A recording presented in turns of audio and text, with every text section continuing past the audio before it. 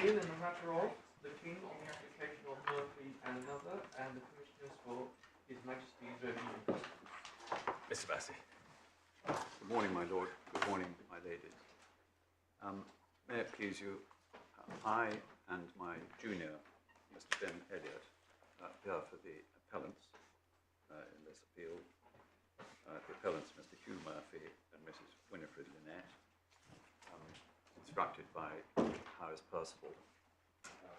And Mr. Hugh Murphy is there, House Percival is there, and well, that's my, as it were, the legal team. And my learned friends, the partner Nathan KC and her junior Ishani Srivastava appear for HMRC, the respondents, and other. I think I need to introduce the solicitors. Lord, before I start, can I just check that the housekeeping has been properly done? It's rather mundane, but just to make sure that it is. Can I just check that the court has one core bundle? Yes. One supplemental bundle? Yes. One authorities bundle? Yes. Or in two parts? In two parts. I think the, yes, I have a double-sided copy, but it is, I think it is in two volumes. And there were various hand-ups, which I hope made it through, but if I could just check, I think there are two changes to make to the authorities bundle. One was to put in a new copy of the, I never know how to pronounce this. The Tigari. Tigari. The correct version is the weekly report version. That's at authorities tab 29. Yes. And then there's tab 36 after page 768 of the authorities bundle. Which was that? Should be putting in Article 43 of the European Treaty. Sorry, say that again. It should be... It's page 768. And it should be putting in an article... In tab 36. Yep. Put in Article 43. Actually, I don't think Article 43 has reached me. It's in the bundle already. It's on the... Oh, so it is. I'm sorry, Lord. I hadn't realised it was actually on. Yeah. Those are the additions to the authority. And then in the core bundle, there was a late correction to our skeleton argument in paragraph 29. Yes. I hope that's it.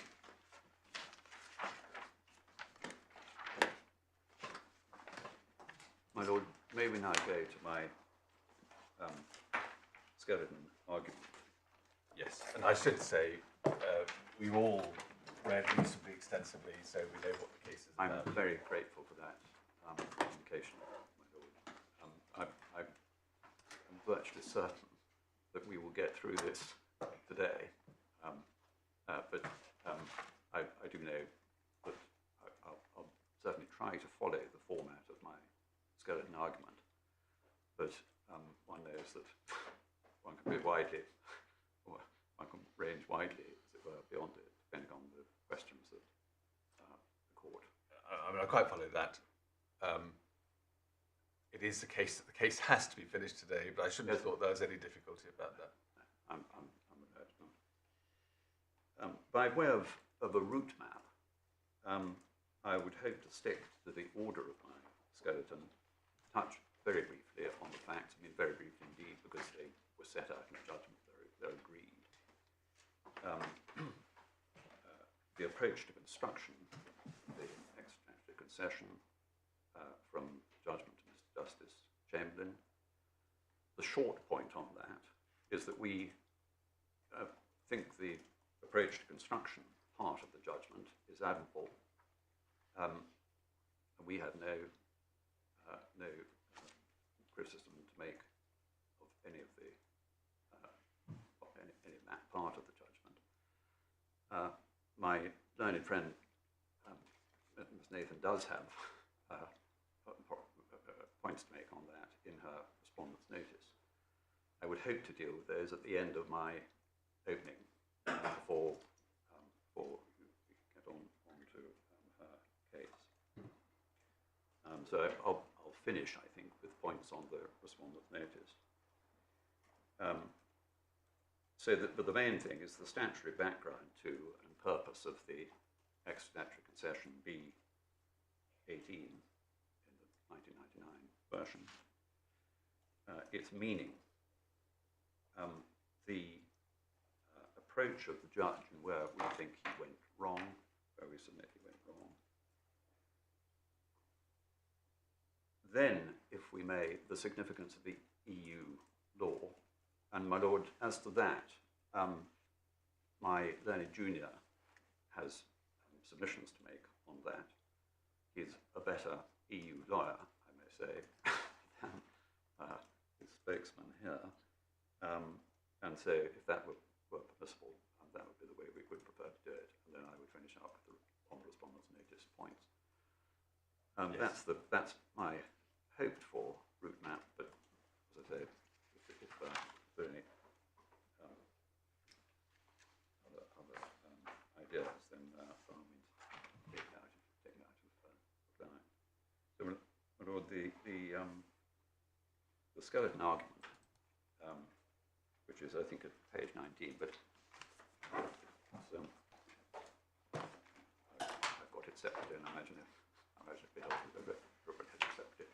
In terms of sort of following it, it might be helpful to have the judge's judgment in one hand, and the ex-statutory concessions versions, including the ESC 1999 version, in hand, and it may be helpful to take them out of it. I mean, speaking for myself, I found the statement of agreed facts and issues very helpful, not least because it has behind it various appendices with the statutory provisions and the various versions of the concession. That's very helpful.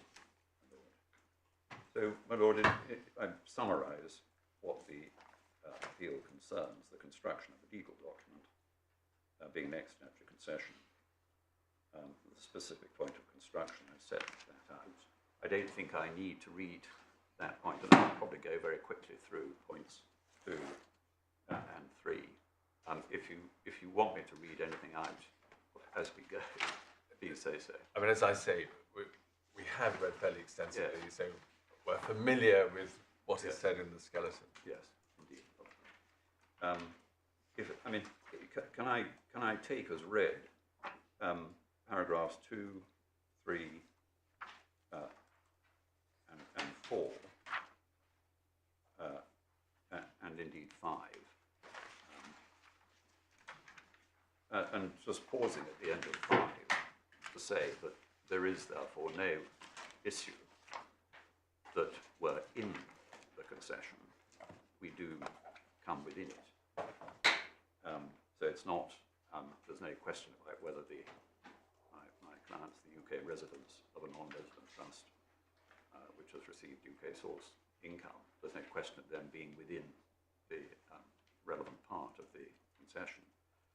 It's simply whether there is in the concession a 6-year, in that part of the concession, a 6-year income limitation, which the revenue say there is, and we say there's not. Yes. So the issue is, as stated at paragraphs 1 to 4 of the judgment, and then at paragraph 7 of my skeleton, the ex-statutory concession B18 was first published in 1978, revised and reissued in 1994, and revised and reissued in 1999. So that's the current form. It's the 1999 version that we're looking at. Obviously informed by what went before, but it is the 1999 version that's the thing to be construed. And sorry to go in hard at Mr. Justice Chamberlain, as it were, so early in the piece, but in his judgment at paragraph 24, the page number, I think, is 76.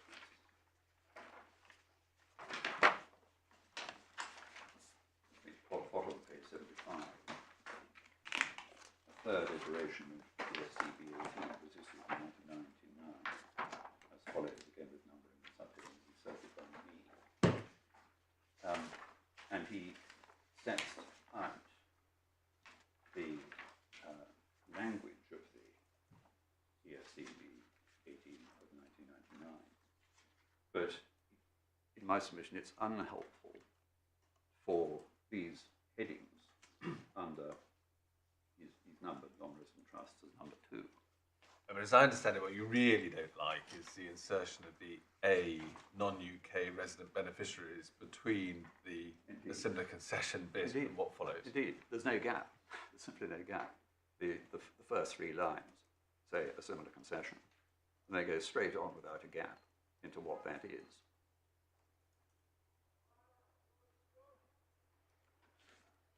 And then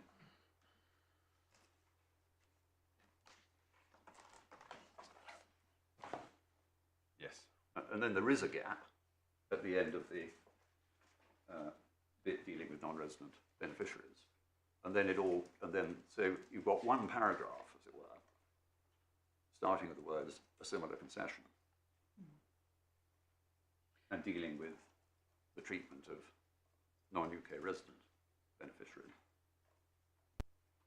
Then you've got a gap, and then in goes a UK beneficiary of non-resident trust. We say that's further concessionary treatment and is a standalone treatment which contains all the conditions for that concessionary treatment. When you read that, you don't need to see anything else to see what that directs. And it's not, there's nothing implicitly to be imported from any other part of the concession.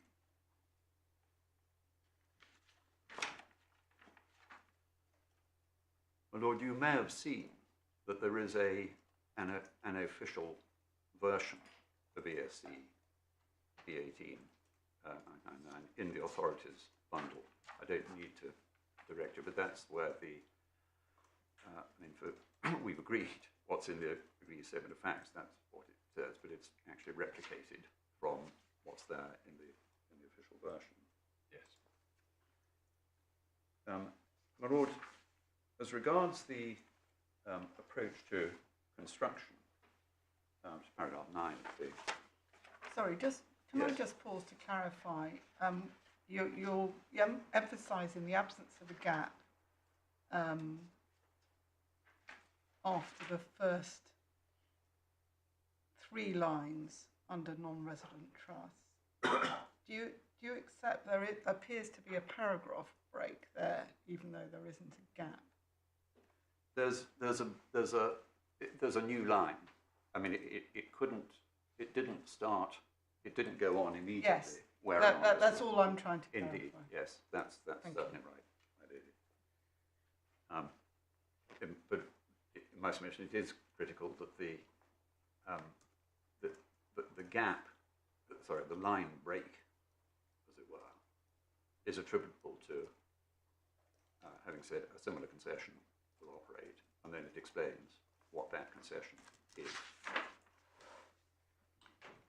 Does that mean that the word beneficiary in the first sentence must mean non-resident beneficiary? It would do, my lady, yes. In which case, why doesn't it say so? Well, it does talk about a similar concession singular. There are undoubtedly 2 concessionary treatments being given here. One is the one to non-resident beneficiaries. That, in my submission, is one type of treatment, and indeed is similar to the concessionary treatment given in concession 1. Then the break comes, and one is then dealing with the position of the UK resident beneficiary. And a similar concession will operate where a beneficiary receives a payment from discretionary trustees, which is not in section 6872. goes straight on to deal with the first concession. Now that was a change from the 1994 version, which was much less clear in my submission in terms of the demarcation between the two. The ESC 1999 version, as it were, hitched up the non-resident bit to the first three lines. And left as a separate paragraph the bit dealing with the UK resident trust.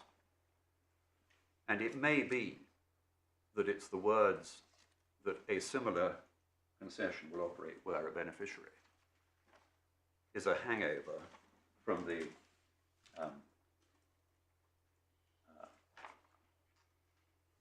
of the 1994 version, which contains those very words. But in my submission, the significant point is that that first bit is hitched on.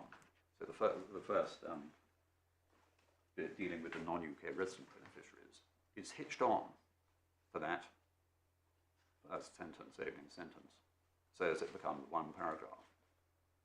And a separate paragraph is in the non-resident beneficiary part.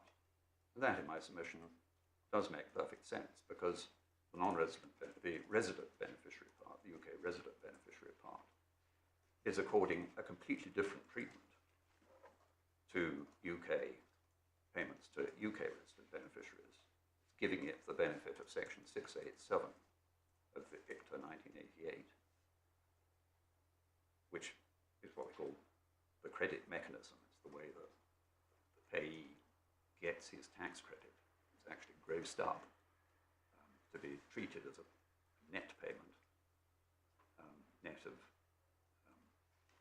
the gross payment carries the tax at the basic and additional rate, normally around about 45%. And that is the tax credit which is given to the payee. What is given to non-resident beneficiaries is similar to concession 1, which is the look-through mechanism under Section 18. And that does, in my submission, explain the gap between the two. A similar concession deals with what immediately follows it. It can't apply to the UK resident part. That is simply not a similar concession to what goes in concession 1. It is the credit mechanism that is given there. Mr. Massey, could I just ask two questions? The gap, the absence of the gap on which you rely is new, if you like, in the 1999 version. If I look at the 1994 version, there is a gap. That's on page 56, Yeah. from the agreed. Yeah.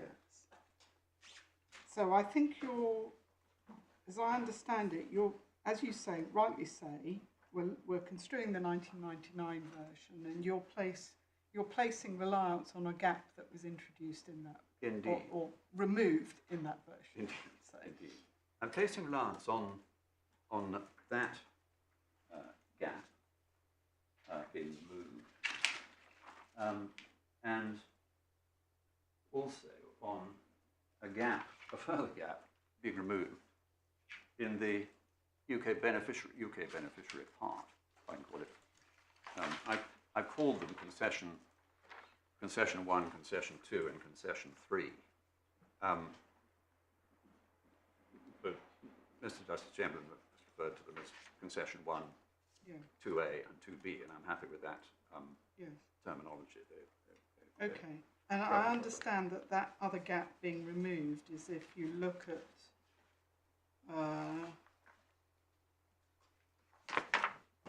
is later on, isn't it? Well, it's in the UK beneficiary Yes. passage, and it's where it says a UK beneficiary of a non-resident trust may claim appropriate credit Yes. for tax actually paid by the the trustees on the income out of which the payment is made, as if the payments out of UK income are from the UK resident trust within section 6871, ICTA 1988, and then straight on, this treatment Yes. will only be available Okay. to the trustees. Thank you. That was a gap. Yes. There was a gap. Okay, that answers my first question. The second question is, you're drawing a distinction between the concession, part of the concession that applies to UK beneficiaries of non-resident trusts, where you say that a credit mechanism applies along the lines of 687, and the concession as it applies to non-resident beneficiaries of non-resident trusts, where you say that's different, that's a look-through. Yeah. But part of that concession itself confers credit for actual tax paid by the UK tax paid Yes. by the trustees. And I, for one, would like a bit of help as to why there's a substantial difference Yes. in your submission between what Mr. Justice Chamberlain called 2B, I'm only using that convenience, and the part of 2A that allows non-resident beneficiaries to claim credit for UK tax. My lady, it's very much a question that has occurred to me. In my submission, the answer is this, that the beneficiary in each case is in a different position. The non-resident beneficiary of a non-resident trust is never at risk of double taxation on the UK source income. The UK source income will go into the trust. It'll be taxed under section 686 at the trust rate, 45%, whatever it is, Yes. because it's UK source. If it's then distributed on to a non-resident beneficiary, that's nothing. It's non-resident trust, foreign source, to non-resident beneficiary, foreign source. So there's no risk of double taxation. What the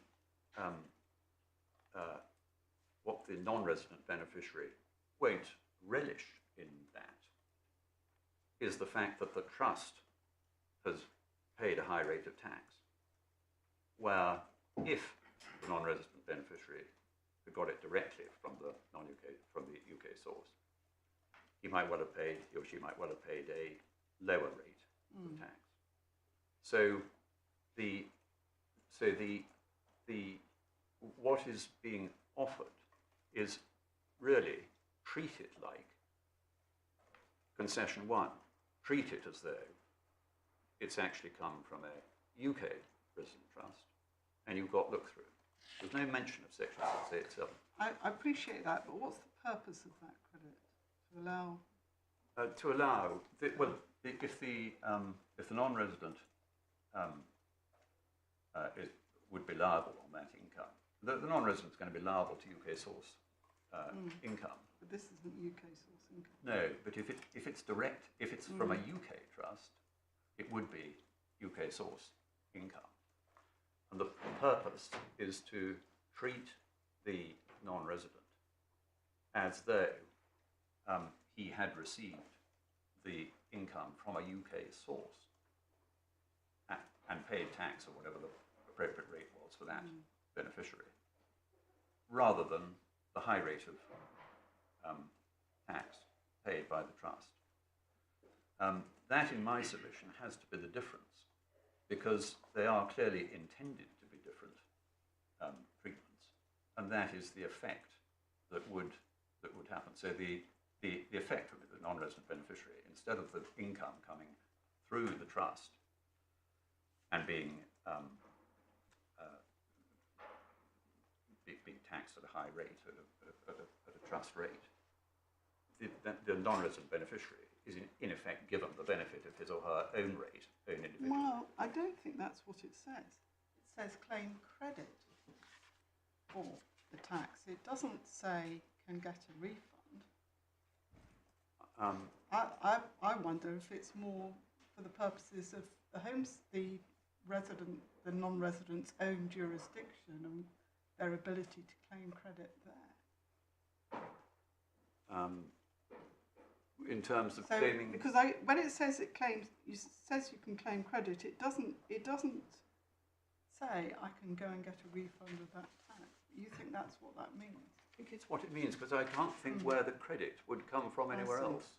Okay. The credit, the non-resident trust will have paid UK income tax on the UK source income. So the revenue would have got, say £100 goes in, the revenue would have got £45 of that. And paid on 55 to the non-resident beneficiary. Non-resident beneficiary doesn't get doubly taxed on that 55. Simply receives it as 55 no UK tax. Okay. But can claim that it's UK source income, so should be taxed, and claim the difference between the tax he or she would pay as an ordinary taxpayer, individual taxpayer directly, and the amount that the trust has paid. But if that's so, why in using the convenient labels 2B, why isn't it the same there? Why isn't it the same? Difference. It's different there because the UK taxpayer is at risk of double taxation without the credit mechanism. If the non-resident trust gets UK source income, the non-resident trust pays basic and additional rate tax on that. If that is then paid on to the UK resident beneficiary, that's another source of income. He's UK resident. He pays a further charge to tax. He's the one that actually needs Section 687 in order to, he needs the non-resident trust to be, in effect, accorded, or the payment to be accorded Section 687 treatment, in order that he can get the deduction. I mean, apart from the specific reference to 687 in what I'm going to call 2B, I still can't see the fundamental difference. The words are, you get credit for the tax actually paid by the trust. Yeah. And let's not forget, this is tax paid by the trust on the underlying income, not tax paid under the charging mechanism in 687, which applies at the point of distribution. Well, it's what it does, in my submission, what the second one does, is give the payee the benefit of Section 687. But there is also a limit on the amount of credit that can be got by the application of Section 687. That's the one thing that's brought into the second concessionary treatment. So an example, I think, might well be this very case. I mean, figures are not before you, but the amount paid out was roughly £10 million. So £10 million treated as a receipt under Section 687 would be, for the taxpayers, would be a gross payment of around 18 million, grossed up by 8 million. Now, if the trust has not paid £8 million of income tax, then there's a limit on the Section 687 payment that is built into the concessionary treatment. So suppose the trust has only paid 6 million on the UK source income. That is the absolute cap, and that's one difference built into this part of the concession, which is different from the operation of Section 687 itself, and that's understandable, given that under normal 687, if there is that gap of 6 million, between 6 million paid and 8 million deemed to have been paid, the trustee would get an assessment for the 2 million. But no doubt, because it's a non-resident trust, the revenue don't want task of having to chase a non-resident beneficiary. So that is why the cap is imposed in the second part of ESC B18. So it's limited to the tax paid by the trust. Now, I think related to the next question is going to be, well, does that mean the credit, the actual outturn of the credit, comes down to the same thing? And it might well mean that, but it's the treatment that is offered, which is radically different in my submission under section 687. It is the credit mechanism that is offered, and that credit mechanism does not have any limitation. I don't want to halt your submissions, but I've just mentioned I'm still having some difficulty drawing the distinction that you seek to draw between the reference to credit in 2A and in 2B. It looks very similar. Yeah, the difference is I do rely on the and within section 687, yes, because if that was also in 2A. But do you say, for example, that changes the calculation, so you do grossing up in one case and not in the other? I think it could do. I mean, in this case, it happens that the entire income was paid out in one lump sum.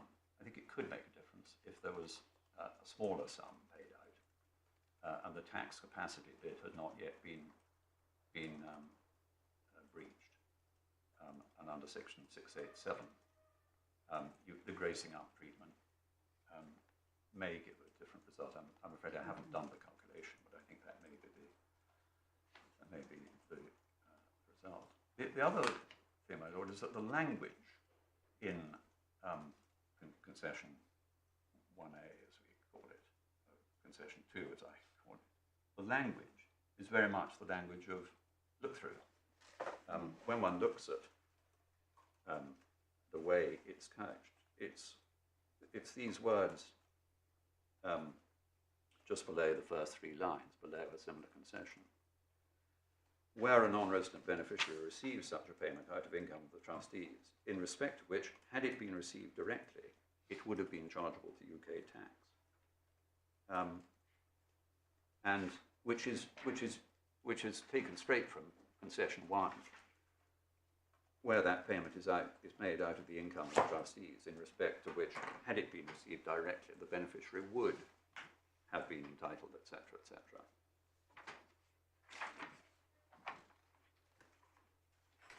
And certainly, as far as the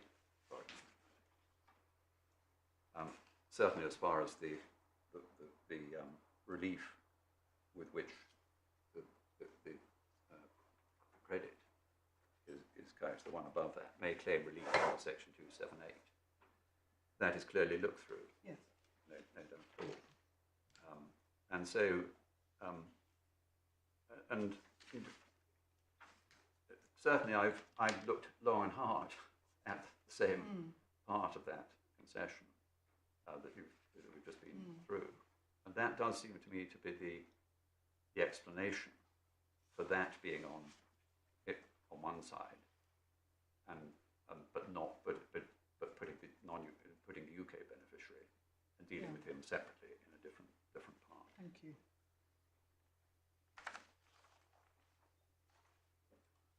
I'm grateful for that intervention, because I think it covers a lot of the ground. And as regards the approach to construction of the ESC, if we just look at the judgment of the judge at paragraph 52.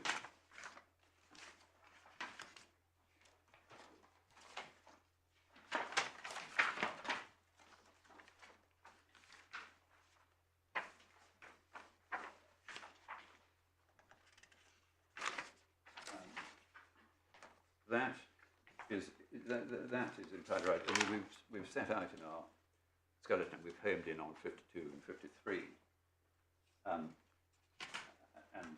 they're clearly in my submission correct. It's what the ordinarily sophisticated taxpayer would understand it to mean, read in context and not in a vacuum. The context will include the statutory provisions or dealing with rid of concession tempers. It also include previous iterations of the concession read against the statutory provisions in force when they were issued, any other relevant settlement statements by HMRC made at or before that time, provided that the notional taxpayer could be expected to be aware of them. So if the ordinary sophisticated taxpayer looking at this provision in 1999 could not have been expected to be aware of certain behind-the-scenes communications, they should not be taken into account. I think my submission is entirely accurate. And then 53, the last proviso, is important. No, it doesn't mean there's no place, says the judge in paragraph 54, for a witness statement from a knowledgeable officer might be helpful in explaining the chronology of the development of the policy. But care must be taken that the statement also contains inadmissible material. And that's why the judge leaves out of account all of the inadmissible material in Mr. Rimmer's witness statement.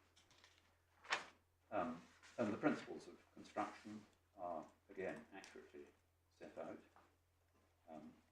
It is a question of law for the interpretation of the court, but it's also the case that they're not statutes and should not be interpreted as such. And it must be, I always think that's a difficulty, because if they're not to be interpreted according to statutes, how are they to be interpreted? And the answer, I think, is in accordance with the normal canons of construction, linguistic construction. So you can look at the ordinary language, the text, the formatting, the paragraphing, certainly.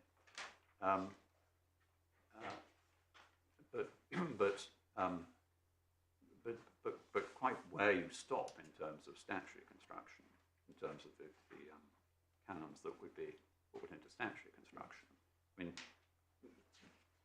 things like later statutes not being used to interpret earlier statutes might be an example of something that you wouldn't apply to the construction of anything other than a statute. You might apply a rather broader brush approach. Not that that is relevant particularly here, but there are sort of differences that one can see of that sort.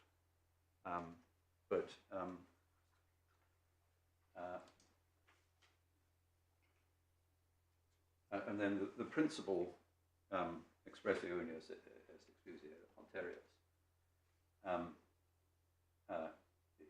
Obviously, that's not a canon of statutory construction. It's just ordinary everyday rule, which can be helpful. And only my submission is helpful here if you see three conditions in one bit of in one finite extra-statutory concession treatment, and in the other part you see four conditions, including a 6-year income limitation. You can certainly take that into account, the fact that there are 4 on one side and only 3, not the 6-year income limitation, on the other side. Now, one wouldn't do that in a vacuum. You wouldn't just say, well, okay, that's because there may be a very good reason for including a 6-year income limitation on the second side.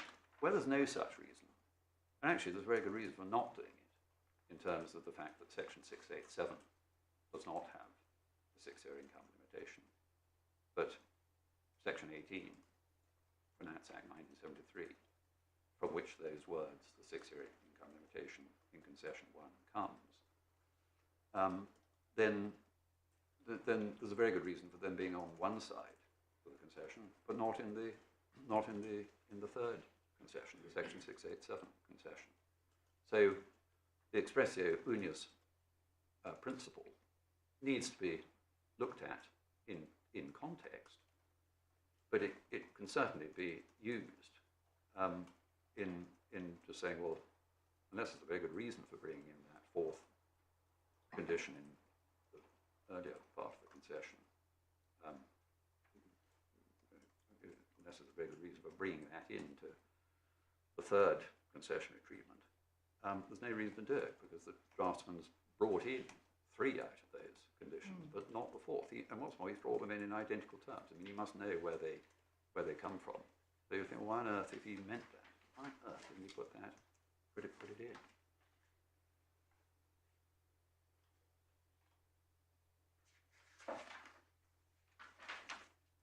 And then long-standing practice.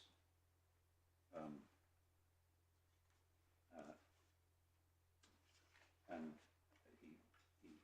he basically says no to that. And 61 and 62 makes the point dealing with individual taxpayers as a private. And he mentions a bit of private communication with a taxpayer. But you can't apply that in interpreting the policy. It might have been the practice. That might be one aspect of the practice. If so, in my submission, it was wrong. And there's no question that wrong practice doesn't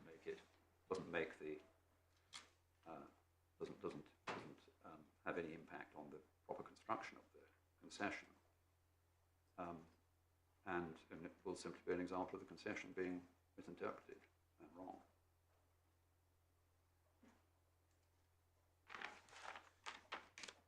And as I say, I'll deal with the respondent's notice points at the end of it. So moving on to the statute background to and purpose of the ESC B18. It may be you can hurry me on this because in a way what we have just talked through gets a lot of has sort of covered really a lot of the ground. I think might it help? I've got a sort of short précis about the concerns really which were being addressed by the concessions as regards each category of recipient of the payment. I think speaking for myself, that would be helpful. Would be helpful. So if one looks at concession 1, and this is so, I think, in all the iterations of the ex-statute concession, who was that aiming to benefit?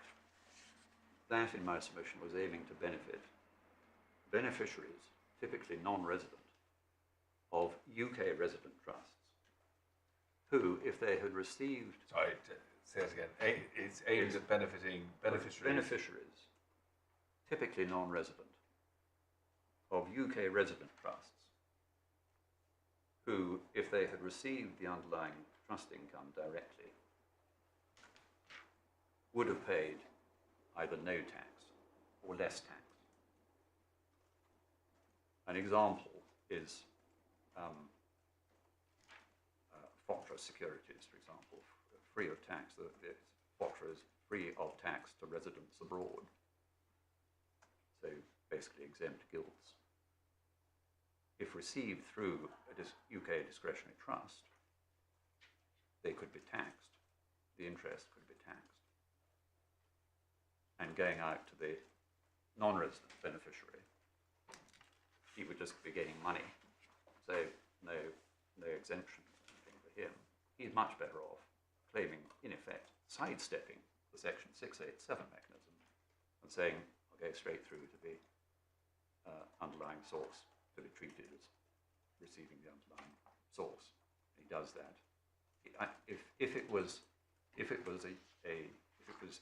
taxed overseas income, actually so as to be actually within Section 18, that's the treatment he would get. And if one looks at Section 18, it's Section 18 of the Finance Act 1973, Section 809 the Taxes Act 1988, which has that 6-year income limitation in terms absolutely identical to the one that has been introduced into concession 1. And just pausing there, it's quite strange language, the language in section 8A9. The language not earlier, income arising not earlier than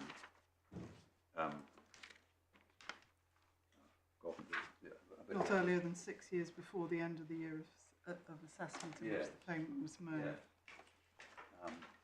And that came in, that came into the 1973 Finance Act. I have had a good trawl through the Standing Committee debates for the Finance Act 1973. I can't find anything that dealt with what became Section 18, and so there isn't a clue on why. But I imagine it was simply to give a cut-off point where you've got a foreign resident dealing with something in respect of foreign income, where the records might go astray.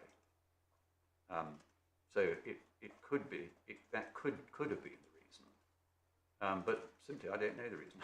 And I was challenged on what the reason might be by my learned friend. I have no idea what the reason was. You say strange language. Why is it strange language?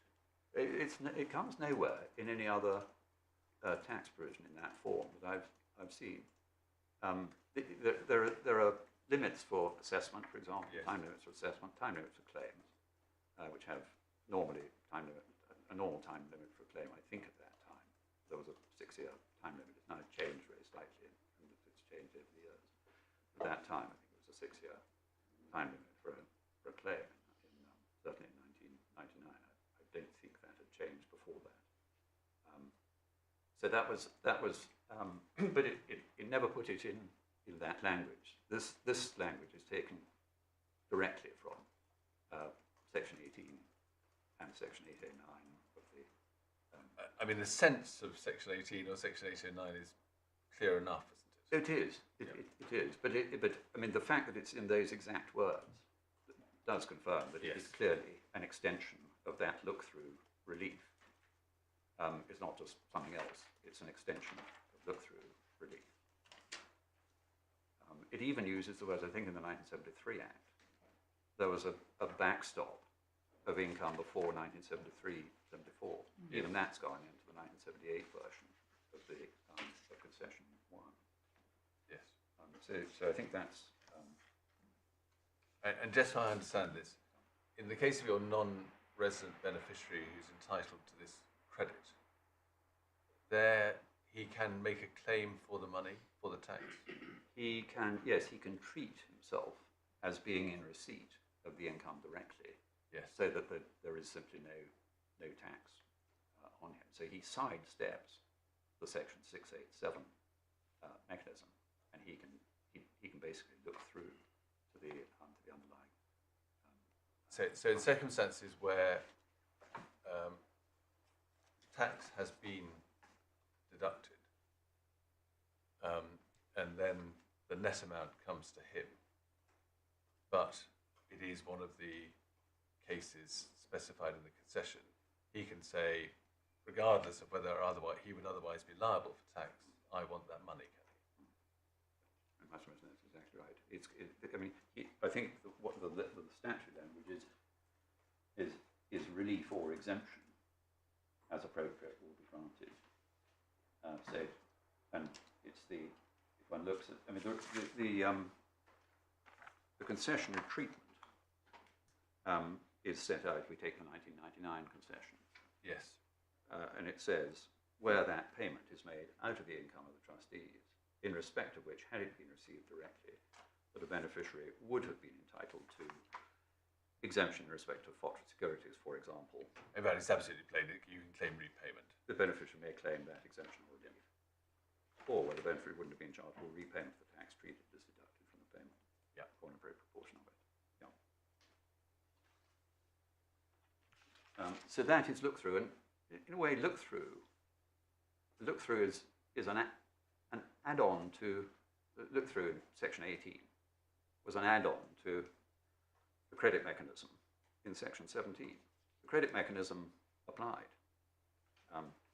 You couldn't say, the trustees couldn't say, I don't want it, and the payee couldn't say, I don't want it, except in the one circumstance which section 18 covered, and that only covered a very small circumstance. It only covered taxed overseas income, which was income that had already been taxed abroad and was subject to a double tax treaty with the UK. So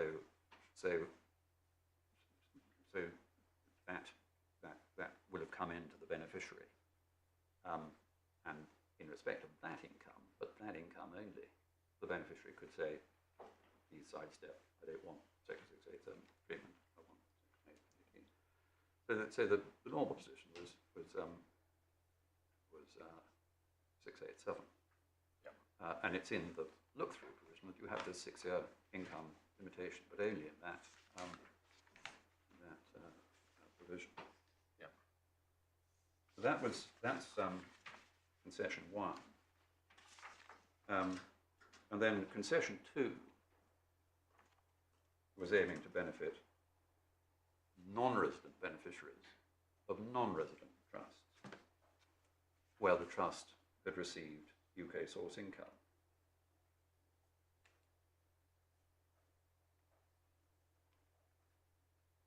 Their problem wasn't that they'd be doubly taxed. This is where we've just gone through in Lady Falk's question. The non-resident trustees would be taxed at the high trust rate, and one's got to remember that the trust rate was pretty much the highest rate that you could get. I mean, in practice, of course, they wouldn't pay that tax unless until they needed to.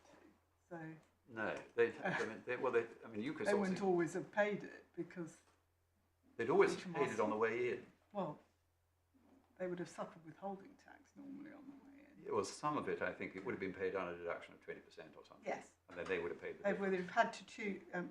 They would have been outside the scope of assessment. So, for one reason or another, it assumes they would or may have paid the additional rate. The non-resident trustees with UK source income would be obliged to pay the trust rate. It's the case of I haven't actually. No, I know the case. The case Regent. Yes, Company. they're within the charge, but it's another question as to whether they would, in practice, be assessed or pay. But let's move on. I mean, self-assessment. I think they would be bound to, even though they're non-resident. I don't think there's no rule that self-assessment is not to be complied with. We're assuming that as in the case of the trust, in this case, yes, they have actually paid.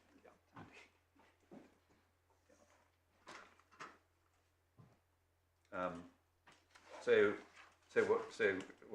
the non-resident trustees perhaps would be taxable, I might say, at the high trust rate, and the non-resident beneficiaries would not, on receipt of what was to them, would. So the non-resident beneficiary wouldn't pay any tax on receipt. It's non-resident to non-resident as far as they're concerned. So they are outside. There's no question of double charge on that. But they too, like concession 1, they too might be better off if they could look through the underlying income. One case, for example, is the other example mentioned in concession 2, section 278, personal reliefs for certain non-residents. The personal reliefs for non-residents had a highly complicated equation attached to it. I don't know whether you've looked at the section 278. It's in the authorities bundle, but I hesitate to ask you to turn to it, and in fact I won't. I think all one needs to know is that most non-residents didn't qualify for personal reliefs. Some did. I think diplomats, for example, foreign diplomats, I think did. I can't quite remember the entirety of the circumstances, but they're there in section 278. So there were some non-residents who did qualify for personal reliefs. But the amount of personal relief depended on an assessment of their UK source income compared to their total worldwide income. The higher the UK source income as a proportion of that, the lower the cap on their personal allowances. So if they could swap UK source income for foreign income, they'd be better off. So that they might, in those circumstances, if, for example, a non-resident trust had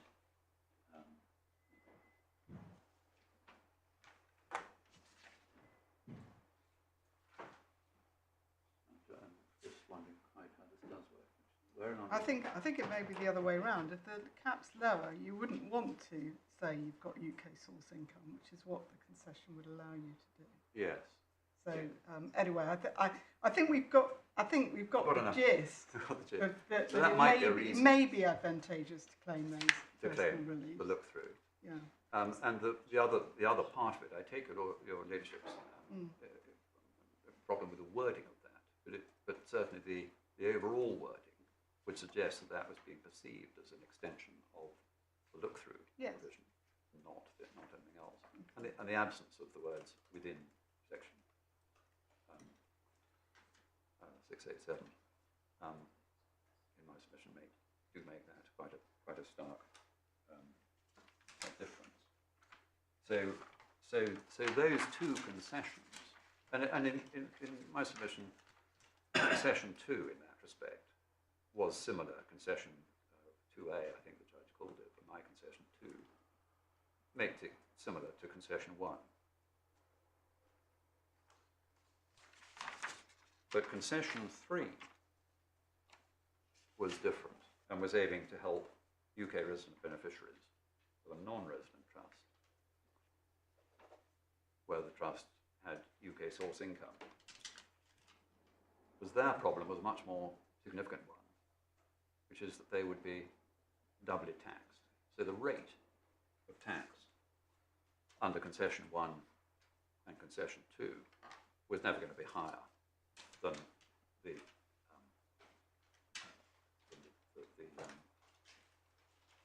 normal individual's rate of tax. He just wanted it under concession 1 and concession 2. He just wanted to get it bit down or get exemption altogether. But with the UK resident beneficiary, his rate of tax, or the double rate of tax, could go up into the sort of 70-75% bracket. He had the real problem. Because that was taxed once on the way in, and then again on the way out,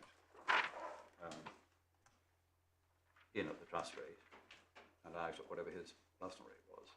That's in fact, this is our case.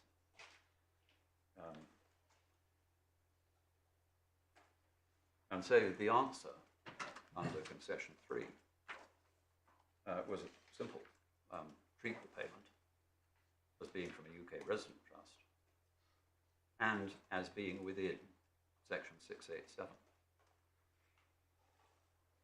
So there's no light in my submission, no gap, no blue water between what the concession was offering and what section 687 itself was offering, apart from, as I've said earlier, that limitation put on, in effect, the tax capacity of the UK trust.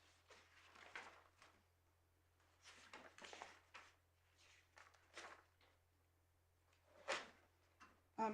Massey, apologies if it's in your written submissions, but can I just clarify your position on when what you describe as concession 3 was introduced? Because there's a sentence in Mr. Justice Chamberlain's judgment at 69, where it says, as the claimants agree, the extension of the... It's referring to the second part of the 1978 version as corresponding to 2A in the current version, which I read as saying that you're saying that the 1978 version of the concession, the original version, did not include what you describe as concession 3. It didn't. So I take it your position, I'm not sure it's the revenue's position, but I take it that your position is that it was first introduced in the 1994 version. That is right, and one can see that by looking at. I think it's page 56. It's the 994 version.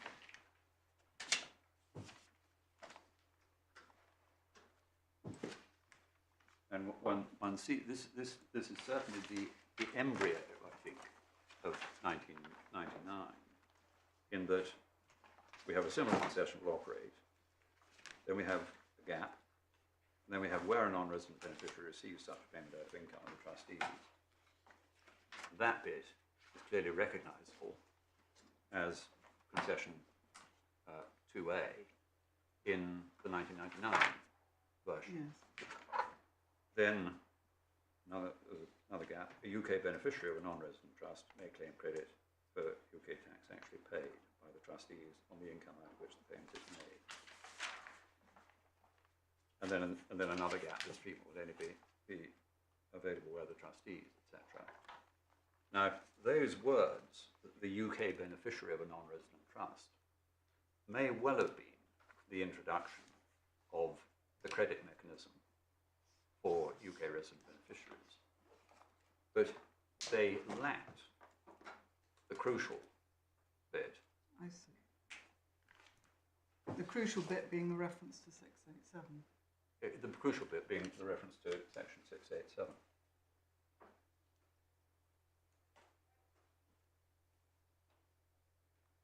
And also the reformatting.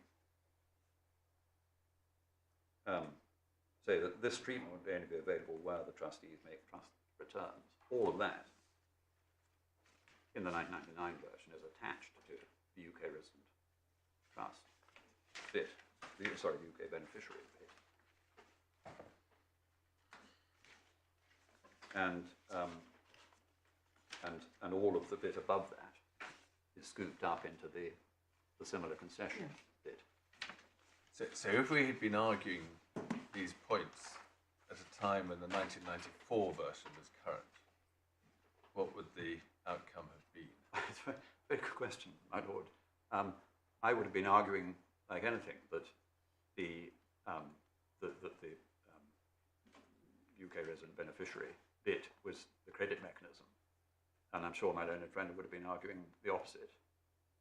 And it may well have been that, that was the reason for or part of the reason of the 1999 version coming in, to make absolutely clear that there was this divide between the non-resident beneficiary, the non-resident trust treatment, and the treatment of the UK resident beneficiary.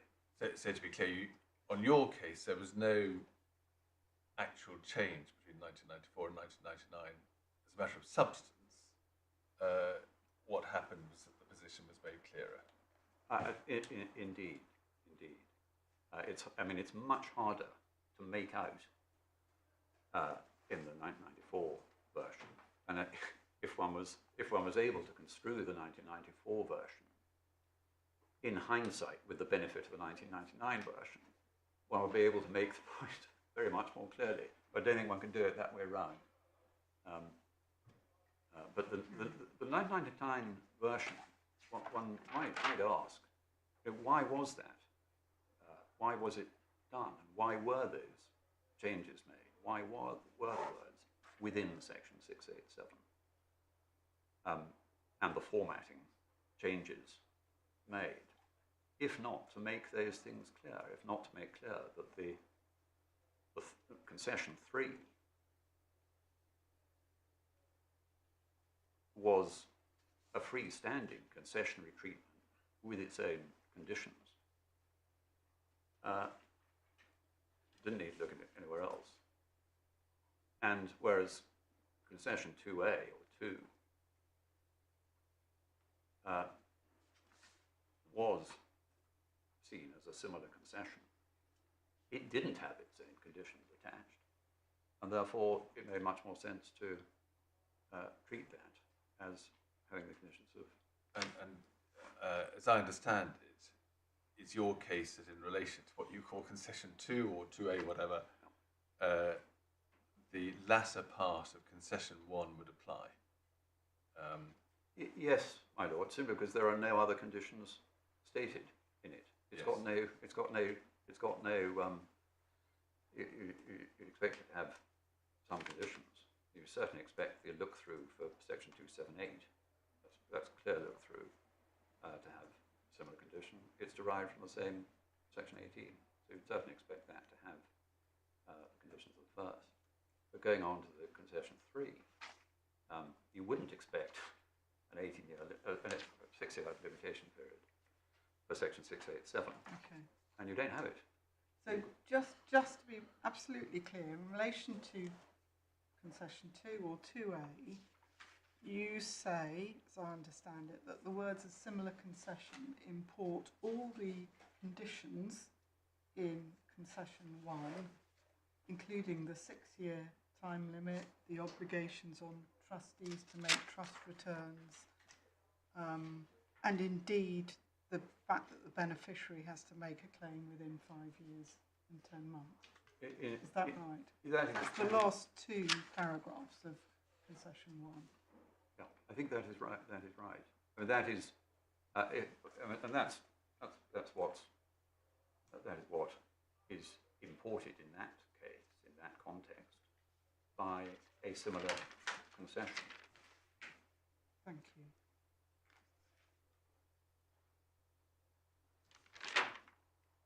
And that gives it the same meaning that it had back in 1978, a similar concession. I mean, if one looks at what happened in 1978,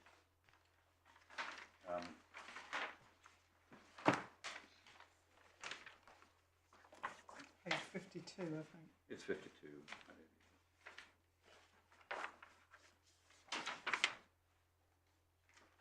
So a similar concession will operate where the payment made by the discretion of trustees is not within section 17.2, foreign trust. E.g. where non-resident trustees exercise their discretion outside the UK, providing trustees. So, I mean, it must mean the same concession because no other concessionary treatment has even been described. It must mean that.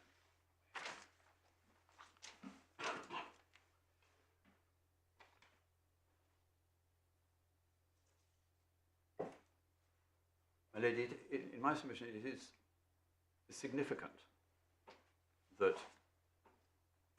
a similar concession is a similar concession singular. It's not similar concessions will operate in the following very different circumstances. It's a similar concession singular, which in my submission counts to some extent in showing that that is dealing with or looking at the treatment which immediately follows it, concession 2, and not with concession 3. And that's more stark still in my submission in the 1999 version.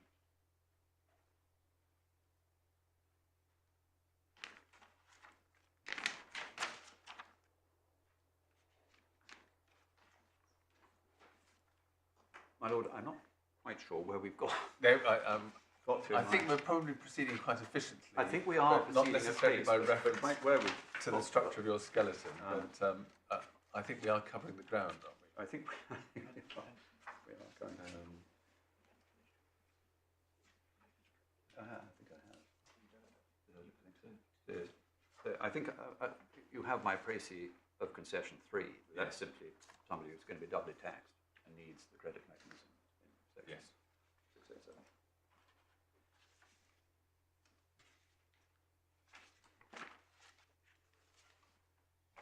I mean, in one sense, I suspect you've covered most of your ground.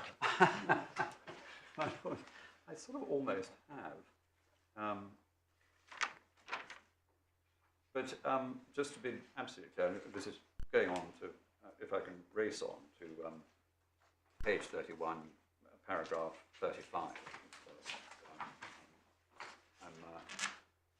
I'm by this account well over halfway through it. And 35 is exactly the point you've just been making. Indeed, that's right. But just to state our position very clearly, the effect of these of the concession as stated in 1999, and the effect as regards what I call concession 3, is that concession 3 is a freestanding concession. It's not governed by any prior words, and it contains exhaustively the conditions that apply to it.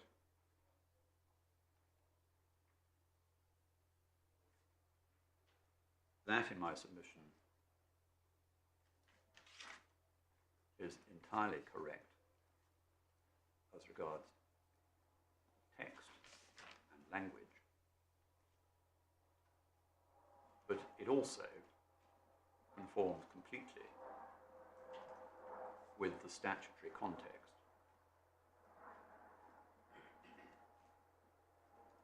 And to import a 6-year income limitation, or indeed, or imports perhaps a rather pejorative word, but to infer a 6-year income limitation from elsewhere, simply because concession 1 has got it, makes no sense, where you would expect concession 1 to have it, but you would not expect the section 687 treatment to have it.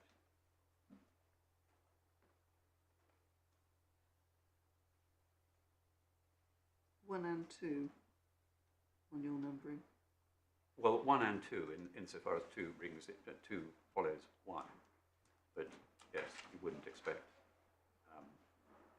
you certainly wouldn't expect a 6-year income limitation in concession 1. And you might, I mean, I realise that in saying what I've said, I'm rather throwing the non-resident beneficiary of the non-resident trust for the wolves, as it were. It may be that somebody in that position will seek to advance a case that actually the non-resident beneficiary of the non-resident trust shouldn't abide by the similar concession, by the conditions of concession 1. I'm not instructed by that. That's a bit of a difficult argument to raise in the light of the way that you put it. I think you have to concede that if you read the statute in the way that you say you read it, then what you call concession 2 follows in the mirror image of concession 1, which includes all of the limitations on it. Indeed. The 6 Your point is that concession 3 is an entirely separate creature which makes specific reference to section 687 and should be governed according to that sort of provision. That, and also has its own conditions attached to it. Why do you put those? Why would the draftsman put those conditions in? Yeah. If he could just have said, you know, this is the same conditions that apply as under concession 1.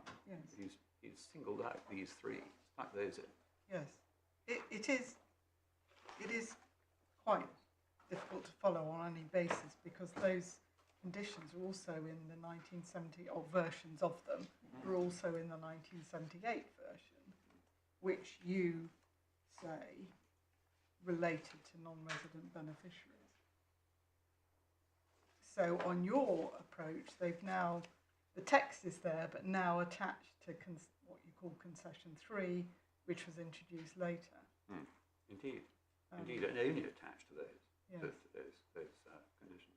So if Sorry, you- I'm not sure I have kept up with either of you Yeah. here. So the tail end parts about obligations to make tax returns and so on, In 1978 or subsequently. that are in the what's been described as concession 3 in the 1999 version are also in there in some form in the original 1978 version, yes, which Mr. Massey says at that point related to what he now describes as concession 2. yes, yes. I mean, Just to add it's- to the 1978 concession didn't deal at all with the double taxation position, the UK resident well, beneficiary. it's not on its terms limited to non-UK residents. So that, as I said, I clarified earlier. I know what your position is on that. Yes. It Yes. certainly doesn't single them out. But it certainly doesn't give any credit mechanism to the beneficiaries of this is dealing with the beneficiaries of foreign trusts. It just raises the rather interesting question of what it's doing there. Yes, but I think of course the first part is dealing with it's simply widening look through for the beneficiaries of UK resident trusts. Yes. And then there's an add-on, as it were, saying, well, actually, it doesn't just stop with UK resident trusts. You can get exactly the same treatment, look through, from foreign resident trust. That's obviously is what that similar concession is about. But it is only dealing with look through. That second, the similar concession point, was certainly expanded from non-resident beneficiaries of non-resident trusts to deal with the credit mechanism in 1994. I think the history is relatively clear. I think that the puzzling aspect of it is what the language that you rely on that is supposed to give rise to a particular benefit, if you like, to the UK resident to relieve him or her from double taxation should be there in one form or another. In a statute where it doesn't do that on your case and isn't necessary for the purposes of giving the relevant relief to the non-resident taxpayer. Begs the question in my mind of what on earth that language is doing in the 78 Act. What, a similar concession? I think yes, I mean, the effect of look-through is to allow a non-resident beneficiary to be treated as having the income directly. Yeah. And that may be just as much use to a non-resident beneficiary of a non-resident trust as it is to a non-resident beneficiary of a UK trust. So sidestepping the otherwise inevitable effect of Section 687 could be just as useful to a beneficiary of a UK resident trust as to a non-resident beneficiary of a non-resident trust. And that, in my submission, is all it's doing. It's simply extending the right to look through, the concession right to look through, to the non-resident beneficiary of the non-resident trust. That, I think, is all it's doing. I mean, and indeed, yes, of any beneficiary of a non-resident trust is extending some right to look through. Sorry, but just to be clear, in its 1978 version, I thought your position was it did not, the last part of it on page 52, I thought your position as recorded before Mr. Justice Chamberlain was that it did not apply to UK resident beneficiaries of non-resident trusts. It's not specific. I mean, it's difficult to see. I mean, it would normally be the non-resident beneficiary of the non-resident trust who wanted look-through, just as that. I mean, that's made clear in the 1994 version. I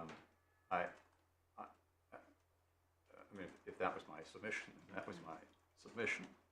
I can't think why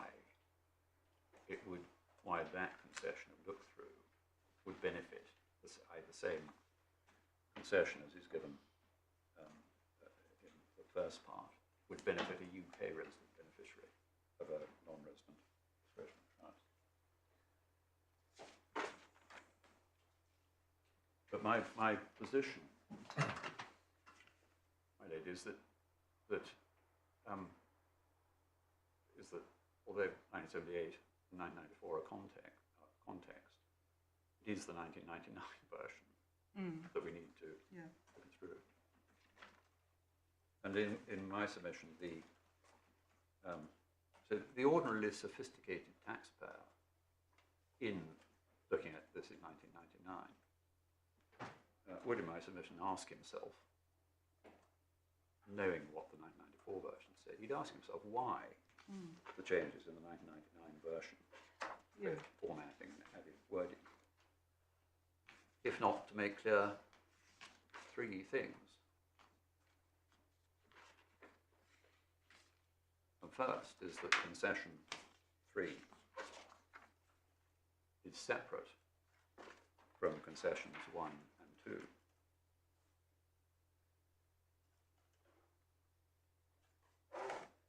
Concession 3 confers the credit mechanism under section 687 on the payment received by the beneficiary.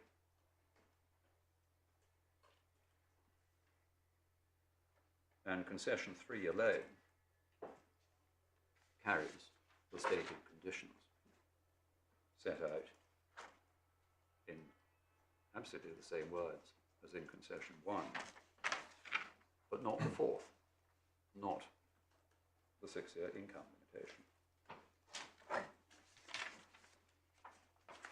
And the ordinarily sophisticated taxpayer would, in my submission, conclude none of that is a surprise, because the 6-year income limitation is a feature of look-through, concession 1, and by similarity, concession 2. But it is not a feature of section 687 treatment, which has no 6-year income limitation. So you're putting it in UK, you say the effect of concession 3 is that the nature of the charge on the beneficiary is akin to a section 687 charge, It rather than look through to whatever the dividend income, whatever it was, that arose to the trust. Indeed. So it's different Indeed. Absolutely. basis of charge. Different basis of charge. Yeah. So, I mean, for example, I think I've given the example already, but take our case, the £10 million receipt is treated as £10 million grossed up to £18 million. That would be the normal treatment, but there is this limit in concession 3 that says, no, you can't go that high. You can only get up to the tax actually paid on the income at which it's paid, and that's what brings you down to, in effect, the trustee's tax capacity, which stops the revenue having to go after the non-resident trustee. But the nature of the income the beneficiaries are treated as receiving is still income from a trust. It's income from a UK trust. It's Yeah, as if it was income from a UK trust, Indeed. taxable under 687, rather than dividend or interest income or whatever it was. absolutely. Right, Yeah. thank you. Indeed.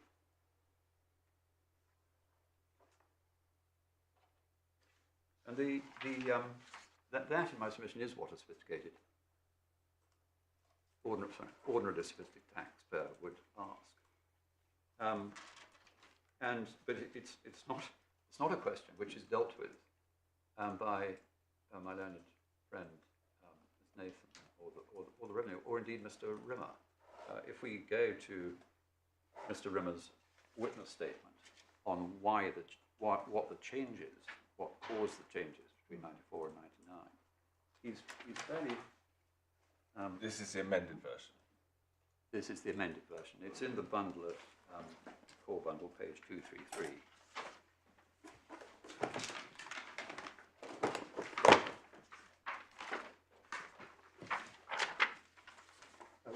Yes, it's tab 16.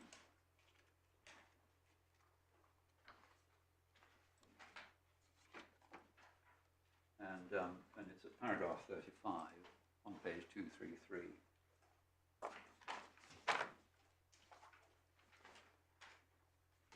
And he says, paragraph 34, he's referred to the republication in 1994.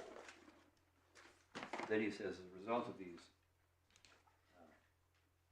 statutory changes, ESC B18 was updated in April 1999.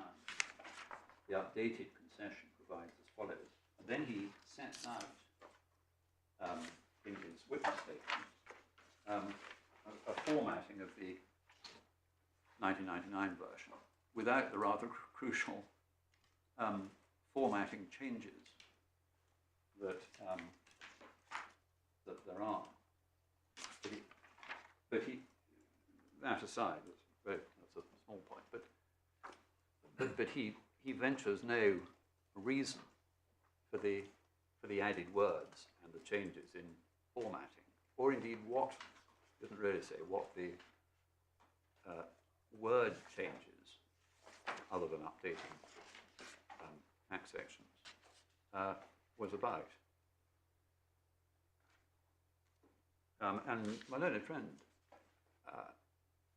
hasn't put forward a reason for those changes.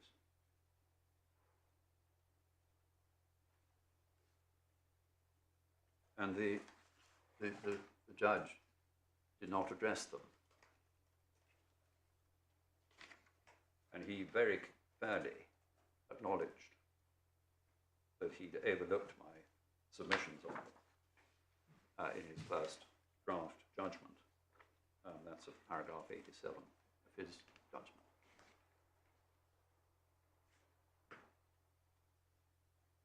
But he nevertheless, having considered them in his second draft, he dismissed them as not significant. We've got the transcript in front of the judge, and I did actually hammer out the points on formatting and so on. And I want to recall, if I may, that reading his judgment, it looks as though I may have done something slightly improper in making more than merely editorial comments on his draft. I'd like to explain, if I may. Speaking for myself, Mr. Massey, that's not how I read it at all. Oh, I'm very grateful. I understood the judge to be saying that you very properly corrected him because he'd overlooked one of your arguments. In fact, and that is entirely fair. Yeah, well, I'm very grateful, my lord. In fact, after the first draft, I realised it was going to be handed down remotely, virtually, and there is a rule that you have to apply for permission to appeal immediately after the judgment. So I emailed the court with simply my editorial comments, which were nil, a draft order that had been agreed with by a learned friend, and an attached application for permission to appeal, which I asked the clerk, the judge's clerk, to place in front of the judge when delivering his judgment. And judgment is due to be delivered the following day, and I sent that email. And so I was quite surprised, I have to say, when back came another email saying, in the light of what I sent them, new judgment was being delivered. I mean, at any rate, Mr. Messi, as far as I know, there's absolutely no question of anybody seeking to criticise you on this score. It's entirely proper. In fact, I think there is an authority that says that if counsel feels that the judge has overlooked an argument and that's going to be a ground of appeal, it's incumbent on counsel to draw that to the judge's attention. And indeed, I think somebody got criticised for not doing that and leaving it for the grounds of appeal. So you have no reason to beat yourself up. Maybe we should be criticising you for not making it. Well, I'm really very grateful indeed for that assurance. I feel a lot more comfortable. So just to summarise, and this really is the sort of long and short of our case, that the straightforward effect of concession 2B and 3 was this: the beneficiary receiving UK source income via a non-resident trust is put in the same position as a UK resident beneficiary receiving UK source income via a UK resident trust, except that, under the concession, he can't be credited under section 6872A with more tax than has actually been paid by the trustees on the UK source income out of which the payment is made, and provided that the trustees have fulfilled the three actually very stringent conditions for getting the concessionary relief, which is that they've got to have made tax returns of income from all sources, given details of payments to beneficiaries, all past payments to beneficiaries, and the third one. And those conditions have actually became more stringent under the 1999 version.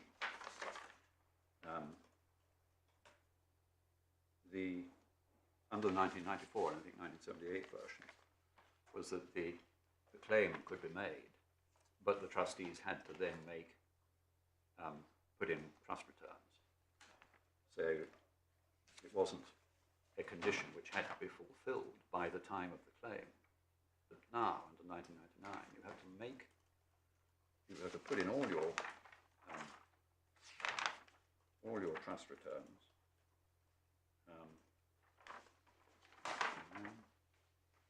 Yes, the treatment will only be available where the trustees have made trust returns giving details of all sources of trust income and payments made to beneficiaries for each and every year for which they're required, and to have paid all tax due and any interest, surcharges and penalties arising, and keep available for inspection any relevant certificates.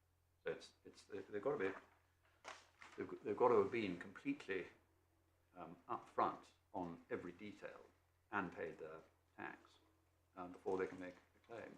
And of course, you say that's more stringent than 1978. Yes, it's more stringent in that it's the past tense. It's have made in 1999. Yeah, that's on more detail about paying interest and penalties and so on as well.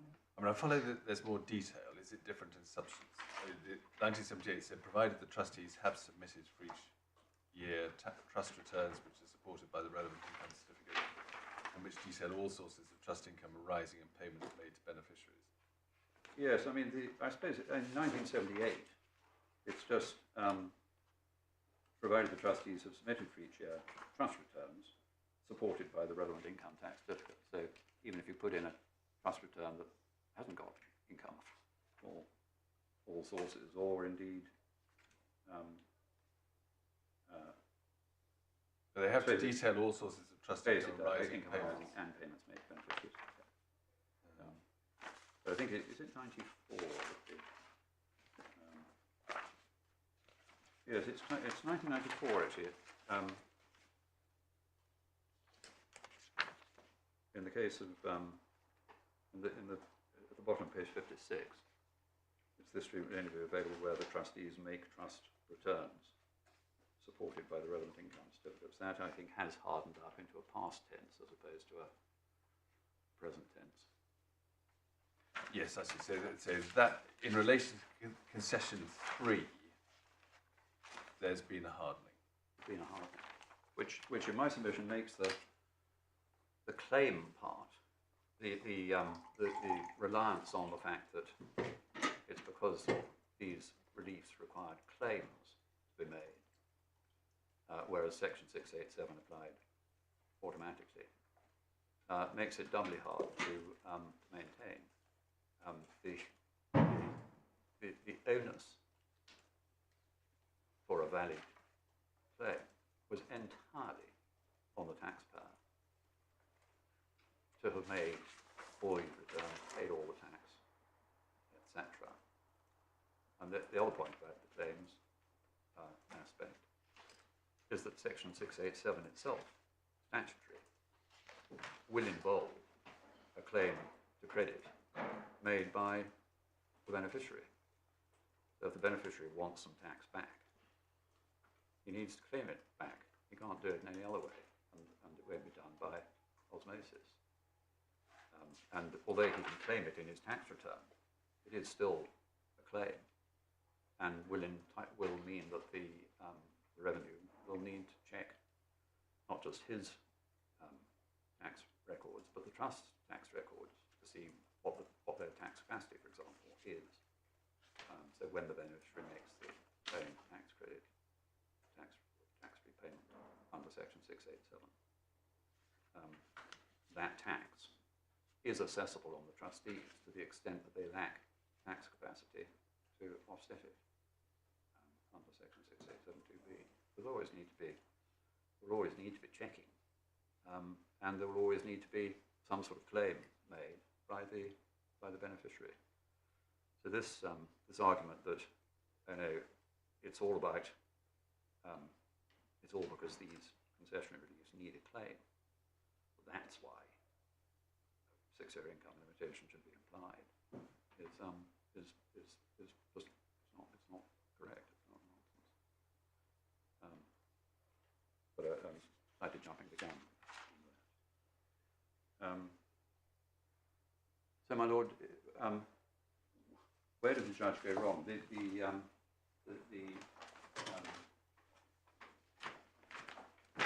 go to the argument.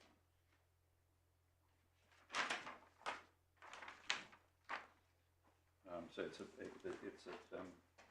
you may have it open. It's at page 84 of the bundle. Yes. Where he starts off. As I said in my submission, it wasn't a help to put in the paragraph numbers of I think a paragraph 24 of the judgment put those paragraphs in. Having put those in, it may well have impacted on his mind, but may well have made an impression that actually there were these two things, and those 3 lines at the start were not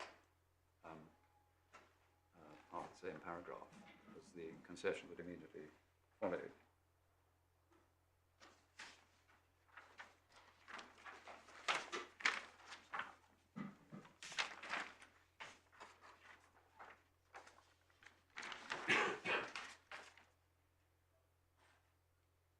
And then paragraph 63, he says, looking simply at the language of ESC B18 in its current form, a comparison between the language used in 1 and that used in 2B provides some support for the claimant's interpretation. And in my submission, it's not just that. It's not just the language.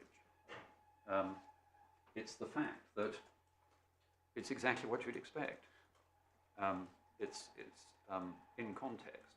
You would expect to find no more in concession 3, and you would expect to find no less in concession 1. Concession 3 is an entirely freestanding concession, which carries its own logical limitations, not including the 6-year income limitation.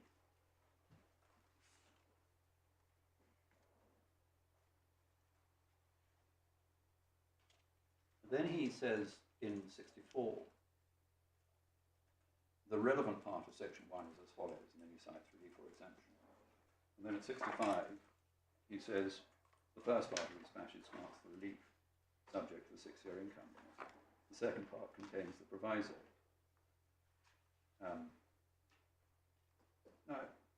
on that, in my submission, he's wrong, in that the concession is not granted in the first sentence that he cites.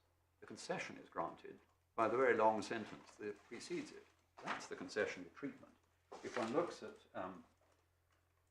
page 58, the 1999 concession, under the heading non-resident trusts, where it starts off, I'm so sorry, well, under UK resident trusts, which is the part he's on, it starts, a beneficiary may receive from trustees a payment to which section 6872 ICTA 1998 applies. And then he says where that payment is made out of the income of the trustees. And then this whole long sentence grants the concession. It's that grants the concession. The bit that starts relief or exemption as appropriate is simply the conditions for that concession. So it isn't. Oh, I suppose it's sort of limitation and conditions. Limitation. It's a limitation, exactly. It's a limitation. So, but it's relief. That's what imports the 6-year income limitation, along with the conditions, all in one sentence. Yes.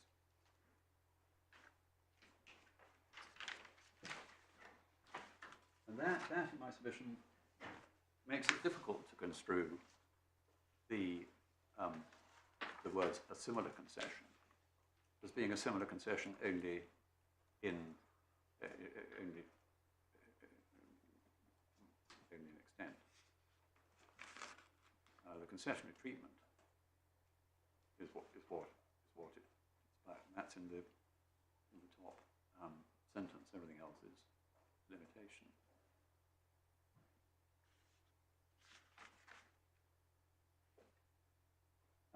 That in my submission is a complete answer to paragraph 66. When you've got the right and the appropriate construction, why do you look for another way of reading it to see if there's a better one? In my submission, what he's come up with is much more strained construction. What you're saying is that the sentence that the judge omitted defines the nature of the concessionary treatment. The bit that he quoted is the limitations and conditions on it. Yes. And if you then compare like with like, the concessionary treatment that's dealt with under concession 3 is similar to section 687, and it's different in nature, and that has its own limitations. Indeed, my lady. Indeed. Yeah. And not very different in nature. It's actually the opposite in nature. Yes. Section 18 is opting out of section 687. Concession 3 is putting you into section 687. Yes. Where you otherwise wouldn't have it.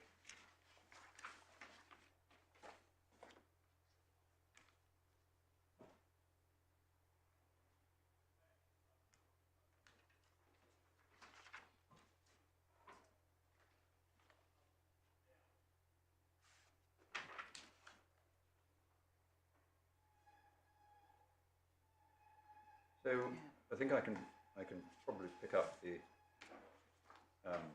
skeleton argument at, I think, 49. So it will 48 in fact. The difficulty with that construction entails giving the words "a similar concession will operate" a different, more limited meaning from that which it has had before. So it had in the 1978 version. And a similar concession will operate must, in my submission, naturally refer to a similar concessionary treatment, not a concession similar only in extent.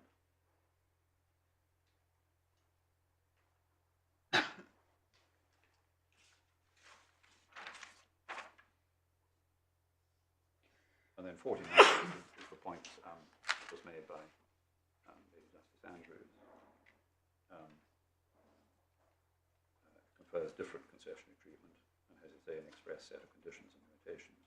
Natural interpretation is not the meaning of the words a similar concession of operators changed between its use in 1978 and 1999 to a concession, we'd have to be a concession similar in terms of its extent, otherwise very different will operate. That would be a stretch on what a similar concession normally means. So at 50 we say that the judge wrongly imported a condition of their income limitation into concession 3. And we've just cited the words of Lord Hoffman in the Belize case. I don't think with a lot of knowledge, but I don't think I need to refer you to it. You've got to construe the document, you can't import new case.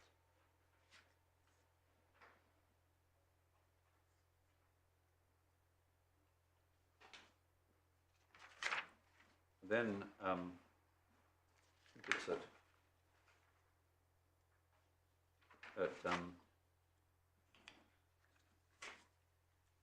paragraphs I think it's really the whole of 69 through to 72. He's really addressing an argument which simply wasn't put, and I think it rests on his thinking that it was the 1994 version which was the key thing that he was looking at, but not without regard for 1999 version. And as we've seen, it's the crucial changes that I've already been through. And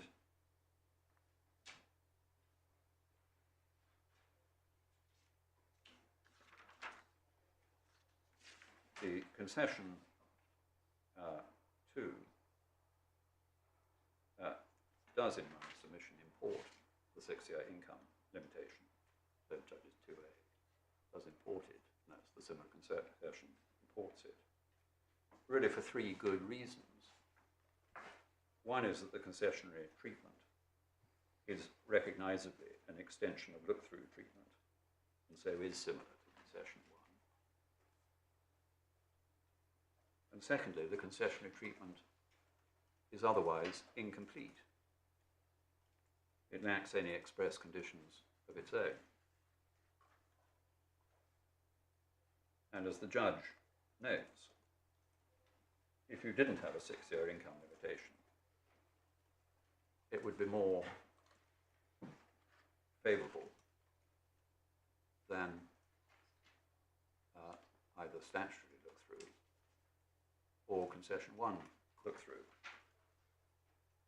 which the judge says, I agree, would be incoherent. His word used in paragraph 70 of his judgment.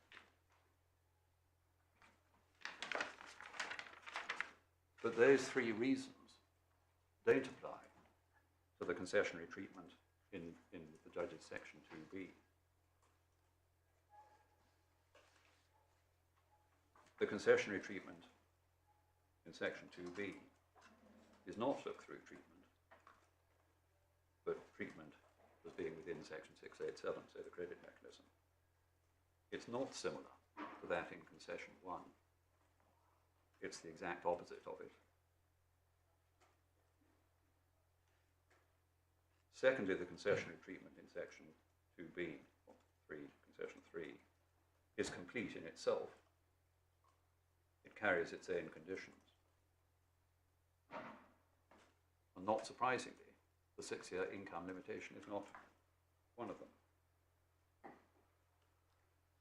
And he refers to anomalies. And in my submission, he's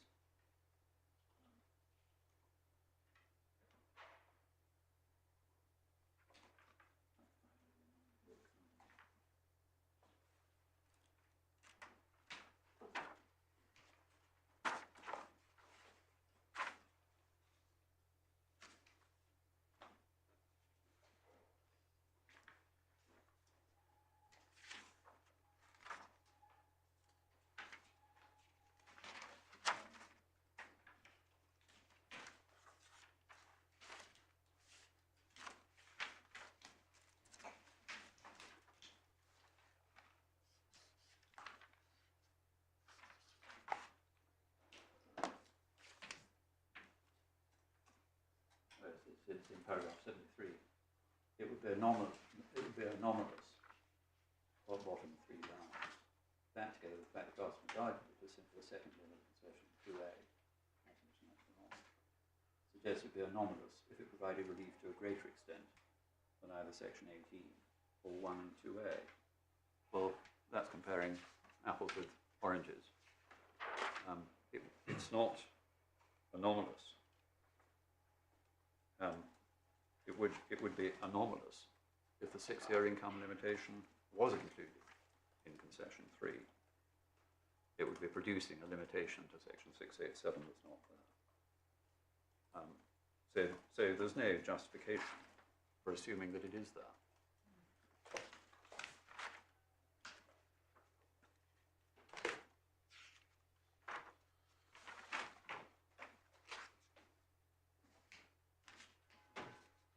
Now, moving on to page 38 of the skeleton argument.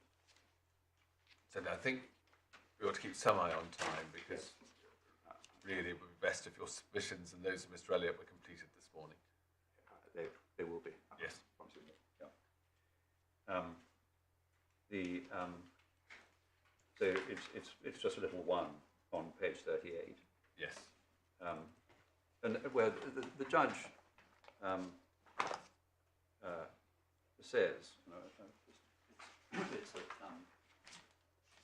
73, he concedes that I may be correct to characterize 2B and 3 as extending the credit mechanism, not subject to 6-year income limit. But it does not follow that the extension must be unrestricted in its extent. Well, that's not true. I mean, if the draftsman had actually put in, by the way, there's a 6-year income limitation on this, then okay, we'd say, well, that's odd, but we obviously, one would accept it. But the words weren't inserted. You can't pop them in.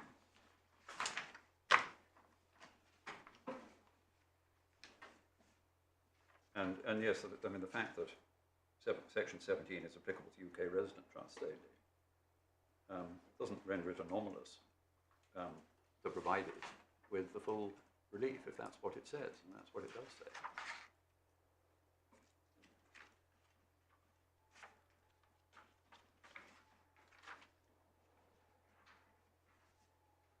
And as far as claims are concerned, this is paragraph 55 of the skeleton. As I've said, I don't think I can take this much further, but actually the claims point is a claims point is a good one. You actually have to have a claim for section 687 statutorily, extra statutorily. But also, even if it was so that a claim had to be made, what relevance would that have to the point of construction? Again, the ordinary sophisticated taxpayer looking at it would say, and really the question is, would he imply, merely because, assuming he knew that there was a claims concern by the revenue, would he imply 6-year income limitation into concession 3? And we say he clearly wouldn't. There's absolutely no reason why. The mere fact that these should be subject to claims would cause his interpretation to change. I mean, he'd see the concession 1 as the 6-year income limitation. Not surprising, it's exactly the same as the statutory counterpart, even down to the rather odd wording, but it's the very same wording. He'd see the concession 2B doesn't contain a 6-year income limitation. He'd say, well, that's fine, that's exactly what you'd expect, section 687 treatment. What he wouldn't think is, oh, well, there must be another one, there must be another limitation, an implied 6-year income limitation, because of the revenue's concern about claims. He wouldn't even know about the revenue's concern about claims. And he certainly wouldn't expect any concerns in the context of a concession, which put the entire burden of proof on the claimant to make sure the tax returns were completely up to date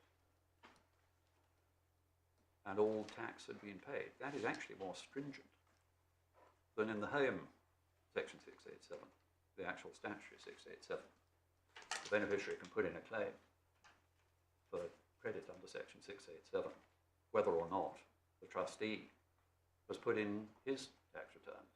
And very often a claimant, it depends who the claimant is, and a claimant may be well up and, files his tax return with the claim in it on the 6th of April, first day of the tax year, leaving the trustee to put in his tax return later.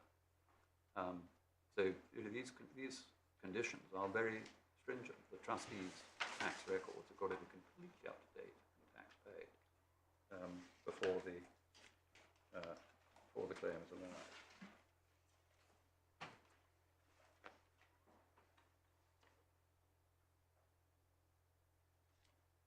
Yes, my junior reminds me. All this stuff about claims would actually not have been in the public domain. It's not something that the taxpayer would have taken into account. So, in my submission, that's really the end of our case as far as on that point. I leave the respondent's notice point, but we say it's entirely our approach is entirely correct. Our interpretation is completely correct, and actually there is no ambiguity. The judge talks about ambiguity. There is no ambiguity, and there is an authority that says that one judge finding something one way, one judge finding something another way, doesn't mean there's an ambiguity, and it's in the context of whether you can refer to a later act for construing an ambiguity, construing an earlier statute, and that's made very clear. I think it's Kirkness. I don't think I need to refer you on the code, but it is marked in the bundle as Kirkness against John Hudson. Its authority is number 13. Yes.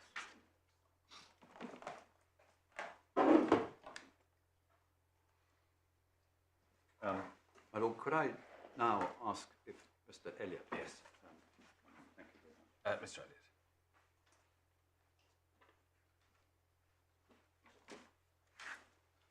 My Lord, my ladies,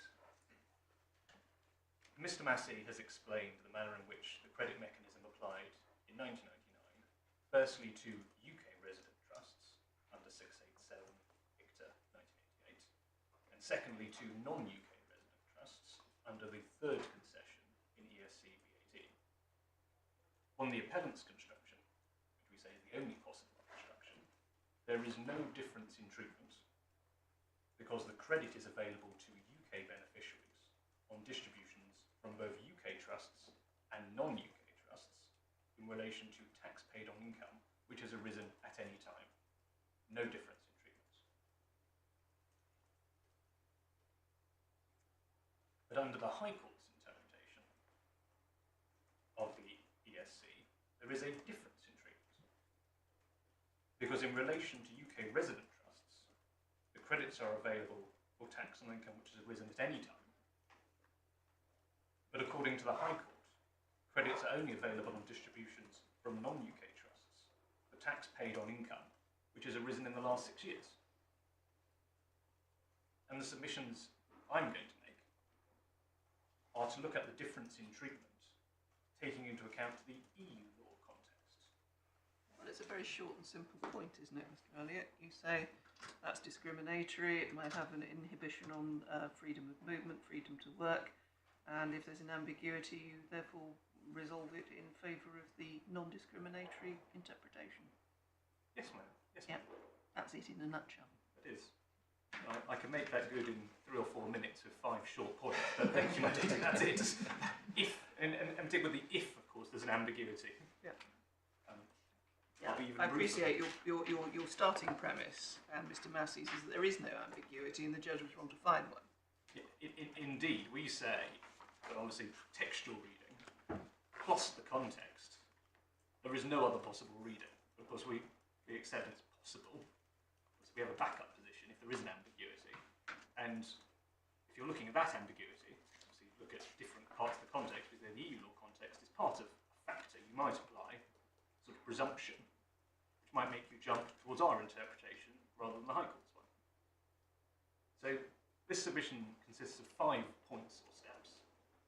Point 1, the proper interpretation of the extra statutory concession is to be considered from the perspective of the notional, ordinary, sophisticated taxpayer, who would read the text of the concession in its context, taking into account the legislative provisions in force at the time the concession was issued.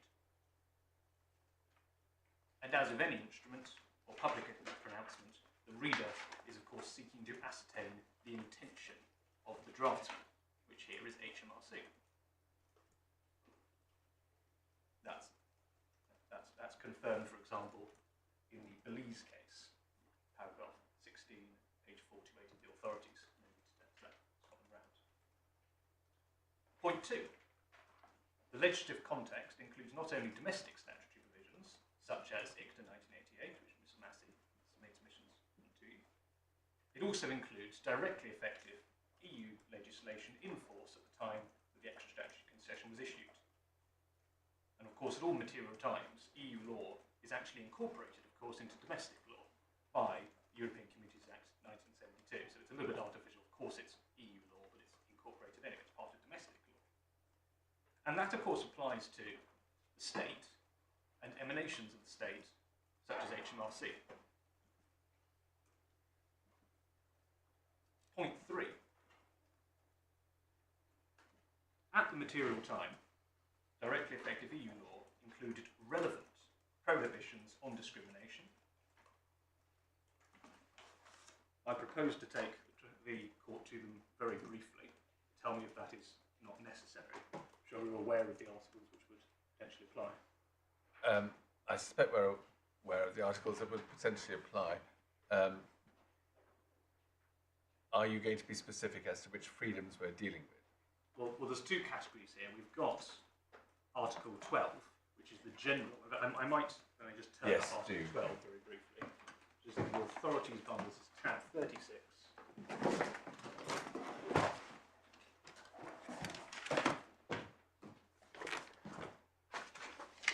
Which is the treaty establishing the European Community as in force in 1999. Of course, all of the articles which might be applicable are transposed into the treaty by the functioning of the European Union, which, for your reference, is all set out at tab 37. Yeah. Page 767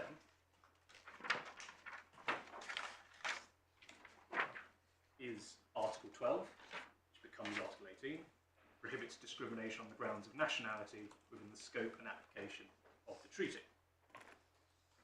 And then briefly, completeness, page 768A, Article 39, which becomes Article 45, concerns the freedom of moving workers. Sorry, did you say 768? So that was the 768. The insert. 49 was, it becomes Article 49, so Article 49 is put in the bundle, it's Article 43 in the 1999 version.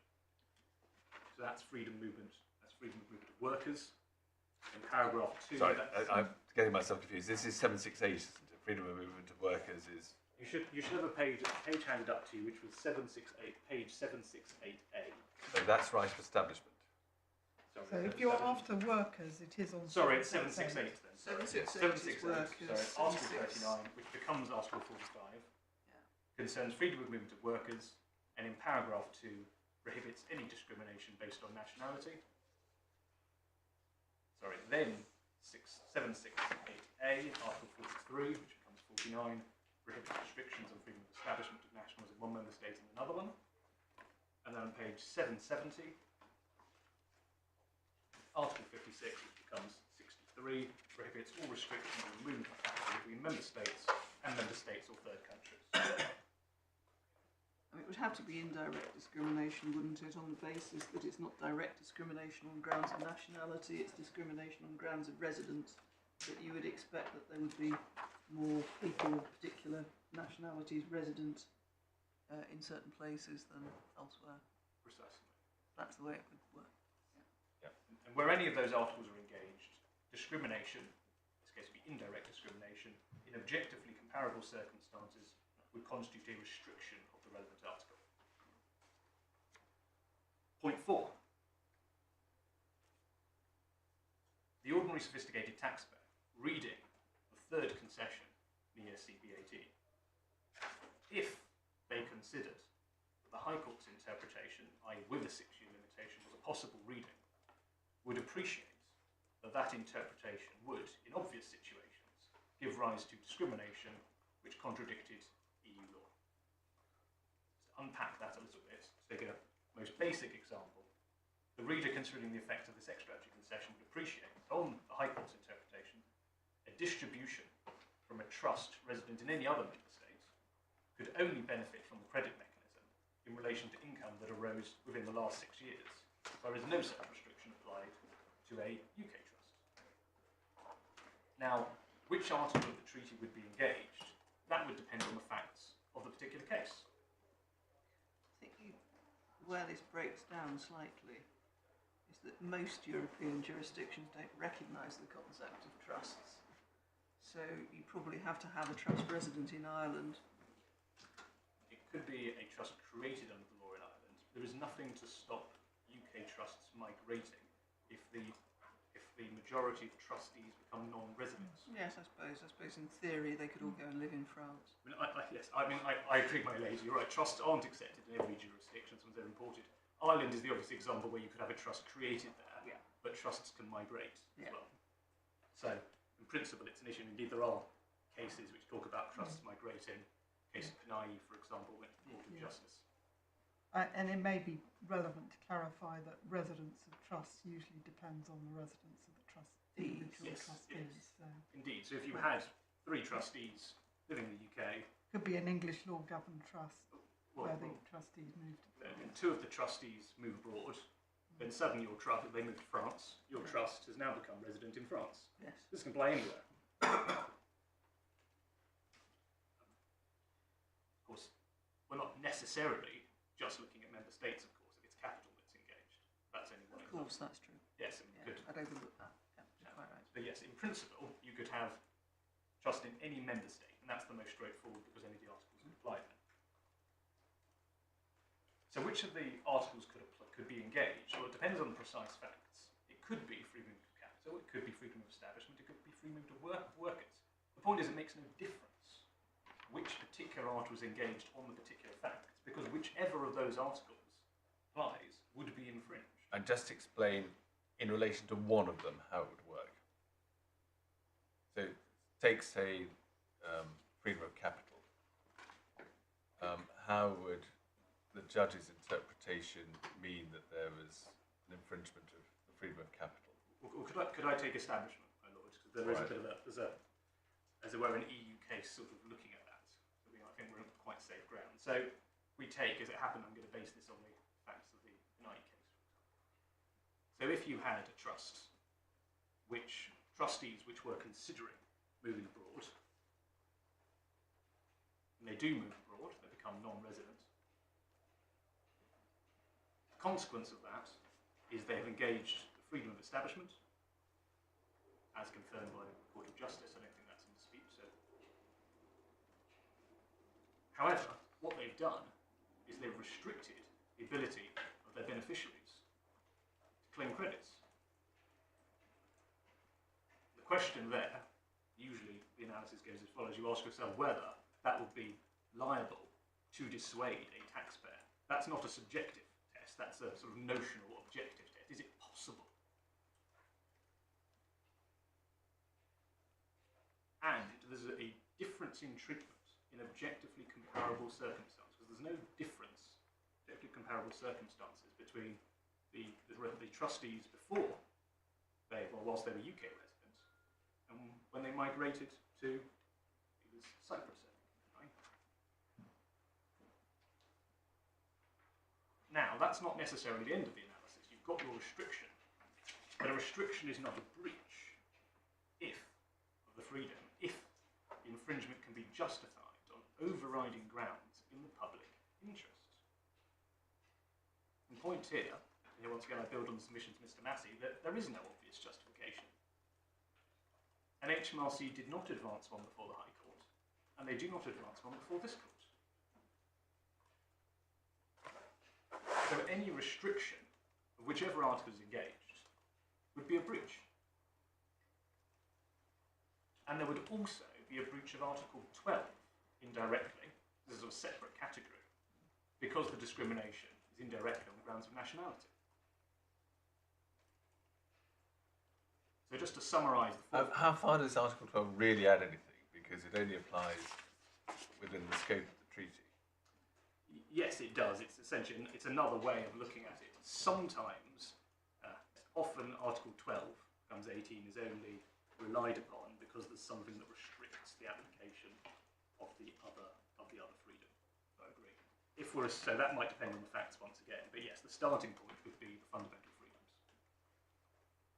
So just to summarise the fourth point, if the ordinary sophisticated taxpayer considered the High Court's interpretation was a possible one, with the 6-year restriction, they would appreciate that such an interpretation would give rise, in obvious situations, to breaches of directly effective EU law, and therefore breach HMRC's responsibilities as the state or an emanation of the state.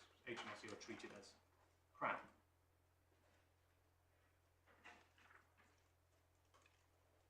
And then finally, point 5, for those reasons, the ordinary sophisticated taxpayer would be reinforced in their view that the correct reading of ESC B18 is the one which would not result in discrimination, which is the interpretation of which there is no 6-year limitation applicable to the third part of concession. To put it another way, the reader seeking to ascertain the intention of the draftsman, i.e. HMRC, would presume that HMRC did not intend to produce outcomes that would breach HMRC's obligations under EU law. Now, for the avoidance of doubt, it is of course possible for HMRC, as the state or an emanation of the UK, to implement a regime that is discriminatory. Plenty of examples of that, and therefore contrary to directly effective EU law. But the appellants submit that would require to be clear wording. And absent such clear wording, in fact, of course, our submission that the clearer wording was the High Court judge, Justice Chamberlain, his first instincts was our interpretation. Absent such clear wording, the appellants submit that the ordinary sophisticated taxpayer would conclude that the correct reading would be the one that did not result in discrimination. And for those reasons, the EU law context and its requirements of non-discrimination, that's an additional part of the context which the appellants submit confirms that the correct interpretation is that the third part of the ESC is not subject to a 6-year limitation. Yeah. May I be of any further assistance, my lords, my ladies? No, I don't think so. Thank you very much. Mr. Massey. My lord, the submissions on the respondent's notice, the respondent's notice, the relevant bit of it is at the bundle page 205.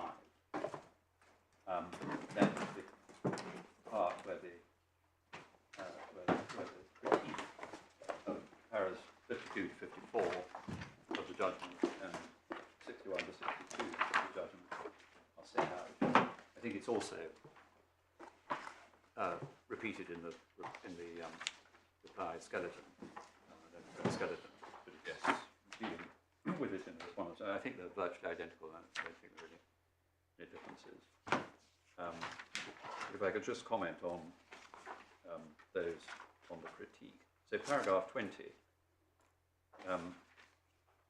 the revenue say the judge adopted an over-restricted view of material available to an ordinary sophisticated taxpayer.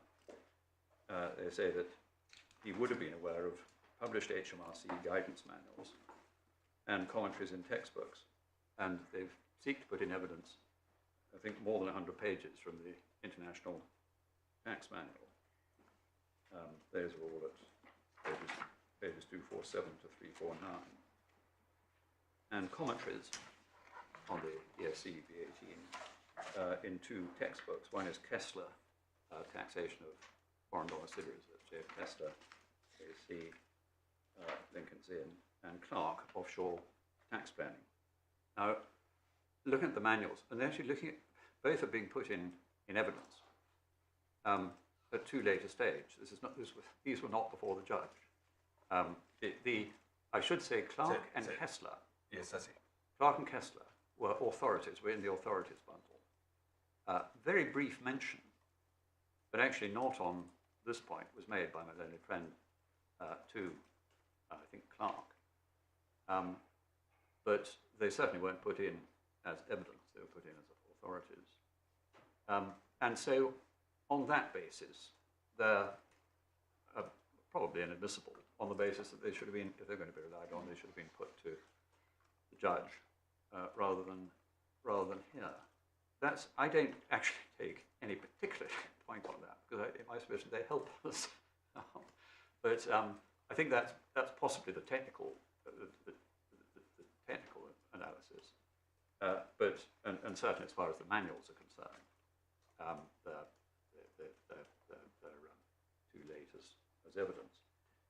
But my lord, the judge was right not to take account of manuals, of what was in the manuals.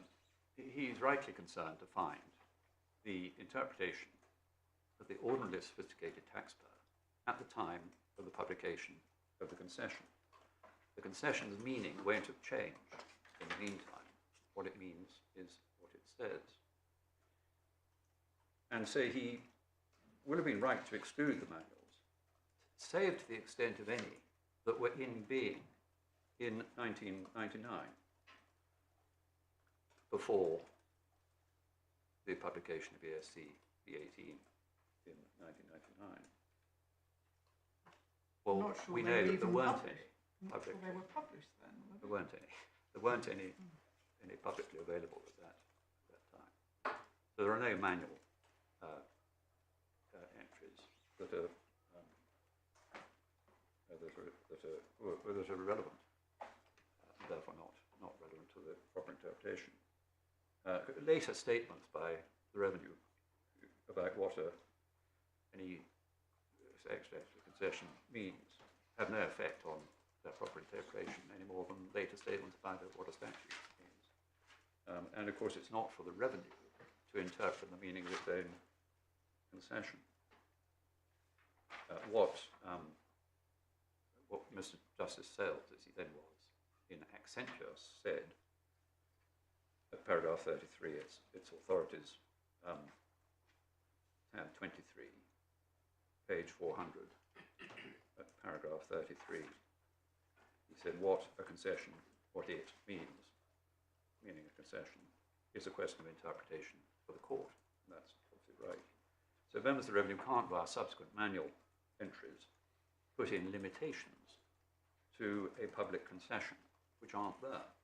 If they want to change the terms of an ex-statutory concession, they can do so. Of course, they have done in this case in 1978, 1994, and then again in 1999. But until they change it again publicly, it's the 1999 version that counts. Now, in any event, I've looked through the 100 pages of national manuals, and there is nothing to the effect that a 6-year income limitation applies to the extension of the credit mechanism to beneficiaries of UK resident trusts.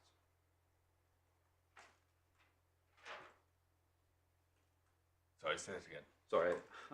You mean benefit? The UK effect of the beneficiaries. 6-year income limitation applies to the extension of the credit mechanism to beneficiaries of non-resident trusts, UK beneficiaries of non-resident trusts. There is one reference that I found to the 6-year income limitation, which applies to the extension of look-through relief under concession 1 to non-resident beneficiaries of a UK resident trust. And that's at page 300 of the bundle. And the 6-year income limitation is mentioned there. I mean, Should we just see it? would it, yes, let's look at that. So 300.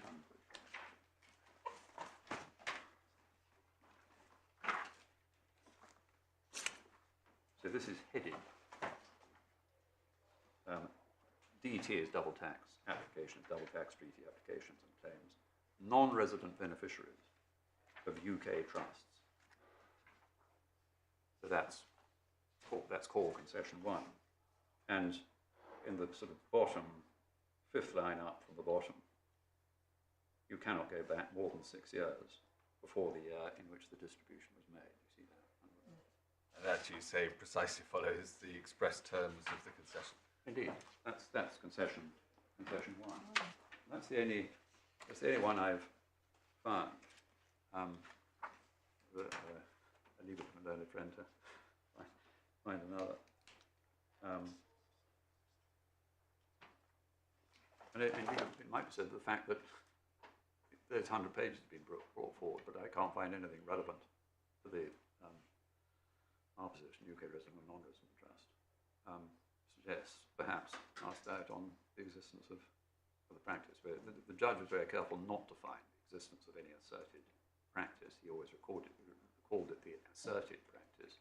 But Mr. Rimmer was never cross-examined. We did put in an application to cross-examine him, but it was rejected on the basis that nothing could come of his cross-examination. I mean, at any rate, you would say the ordinarily sophisticated taxpayer would have to be extraordinarily sophisticated to find somewhere in all these materials something making the point that the revenue wished to make. Yes, I mean, I'm afraid we have to look at the manuals daily, obviously, in that, but it may be, yes, I mean, if they're out there, and if they were out there before the before the publication of 1999 or before the event that's relevant, then before the publication of whatever it is, the public document that has the thing to be relied on, there might be something relevant in publicly available manuals.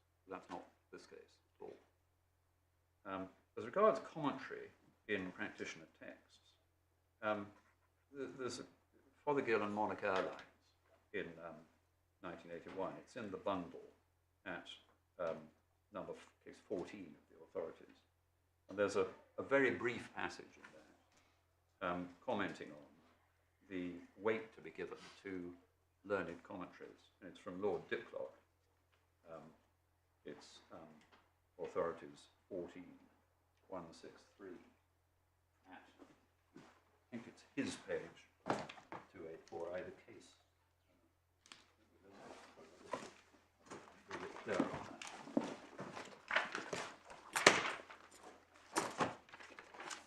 It's page 195 to 196 of the authorities bundle. And it's just the comment in that passage. It's at page 284b of the report. The persuasive effect of learned commentaries, like the arguments of counsel in an English court, will depend upon the cogency of their reasoning. And so, if there's cogent reasoning, Lewin on trusts, for example, talking about the Trustee Act 1935, might have some very cogent reasoning on it. But if it's simply a bald statement, it has no weight at all. And in the two commentaries, there is a bald statement in Clark, simply saying that there is he calls it a 5-year income limitation, full stop. But so what? And then nothing more than that. And just for completeness, can you point us to those passages in the commentaries? In the as we find them in the core bundle, where do we find the passage in Clark and the passage in I think Clark is only in my learned friends traditional documents, but it is in. This is the bit beginning at 396 in the core bundle, is it? I think it is. Yes, it is. And it's the passage.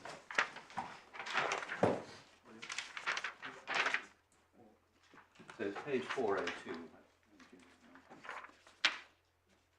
It's paragraph 912, where it says the latter anomaly is addressed by ESC B18, which allows the government to take the same credit for the trust UK tax as would apply under section 494, that's the modern 687, if the trust had been UK resident. To obtain this treatment, trustees must be fully compliant, and then the statement, the UK tax credited can be that for the year of the distribution or for the previous 5 tax years, full stop. The operation of the concession is in the hands of HMRC's trusts and state to claimants for me. And that's it. There's absolutely no analysis there at all. It's just a bald statement. It's not actually clear whether that's a statement of whether that's his statement or simply being attributed to the people who run it in Nottingham. I haven't worked this out. Is the reference to the 5 years consistent with the 6 years prior to the year of assessment? I'm pretty sure that's what he's aiming at, Yeah. what he's talking about. Yeah, it's not because the further condition is you have to make your claim within 5 years and 10 months, but it's not that. He's talking about the 6 year income limitation. It's just a bald statement, Yeah. and it has no greater value than any other assertion. Kessler has a slightly different interpretation.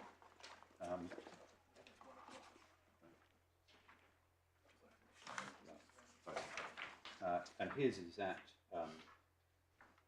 Authority 41. That's the modern, the up-to-date version. His current version refers to this case, doesn't it? The current version presumably the version on which the revenue are relying is rather the version that we find in the core bundle. Yes, exactly right. But again, in Kessler, there is no reference to a 6-year income limitation. Well, he specifically refers to this case and wonders about the wording In the latest edition. In the latest edition. Yeah, he does. So presumably, what Miss Nathan is relying on is the earlier edition. Yes.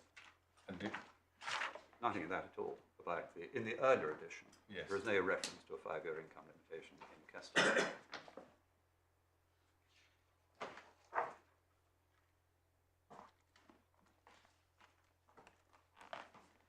I should say 6-year income limitation. Yes. Same point. So that's really what we say about that. And my solution is that actually neither of them is very much help on interpretation. Neither has the authority of anything like Newey.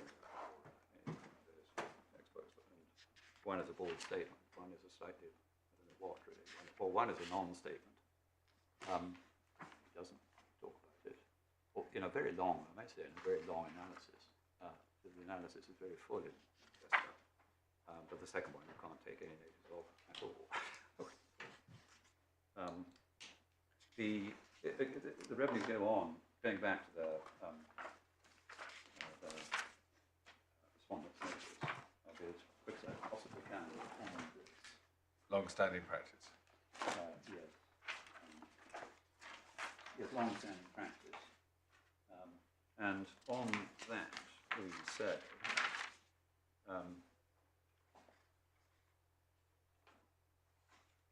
yes, the judge's point at 61 and 62 of his judgment was that even if the asserted practice existed at all, as to which he doesn't make a finding, it was according to the revenue's evidence only known to HMRC officials and never published in the manuals or elsewhere. And the revenue don't, at paragraph 21 of the respondent's notice, they don't dispute that such practice as they assert was only known to HMRC officials and never published by them. And it's really an attempt to reintroduce the argument of settled practice that the judge rejected on authority as the Lewisham, R.B. Lewisham authority, which he rejected at paragraphs 58 to 60 of his judgment. And if the revenue did have a secret practice,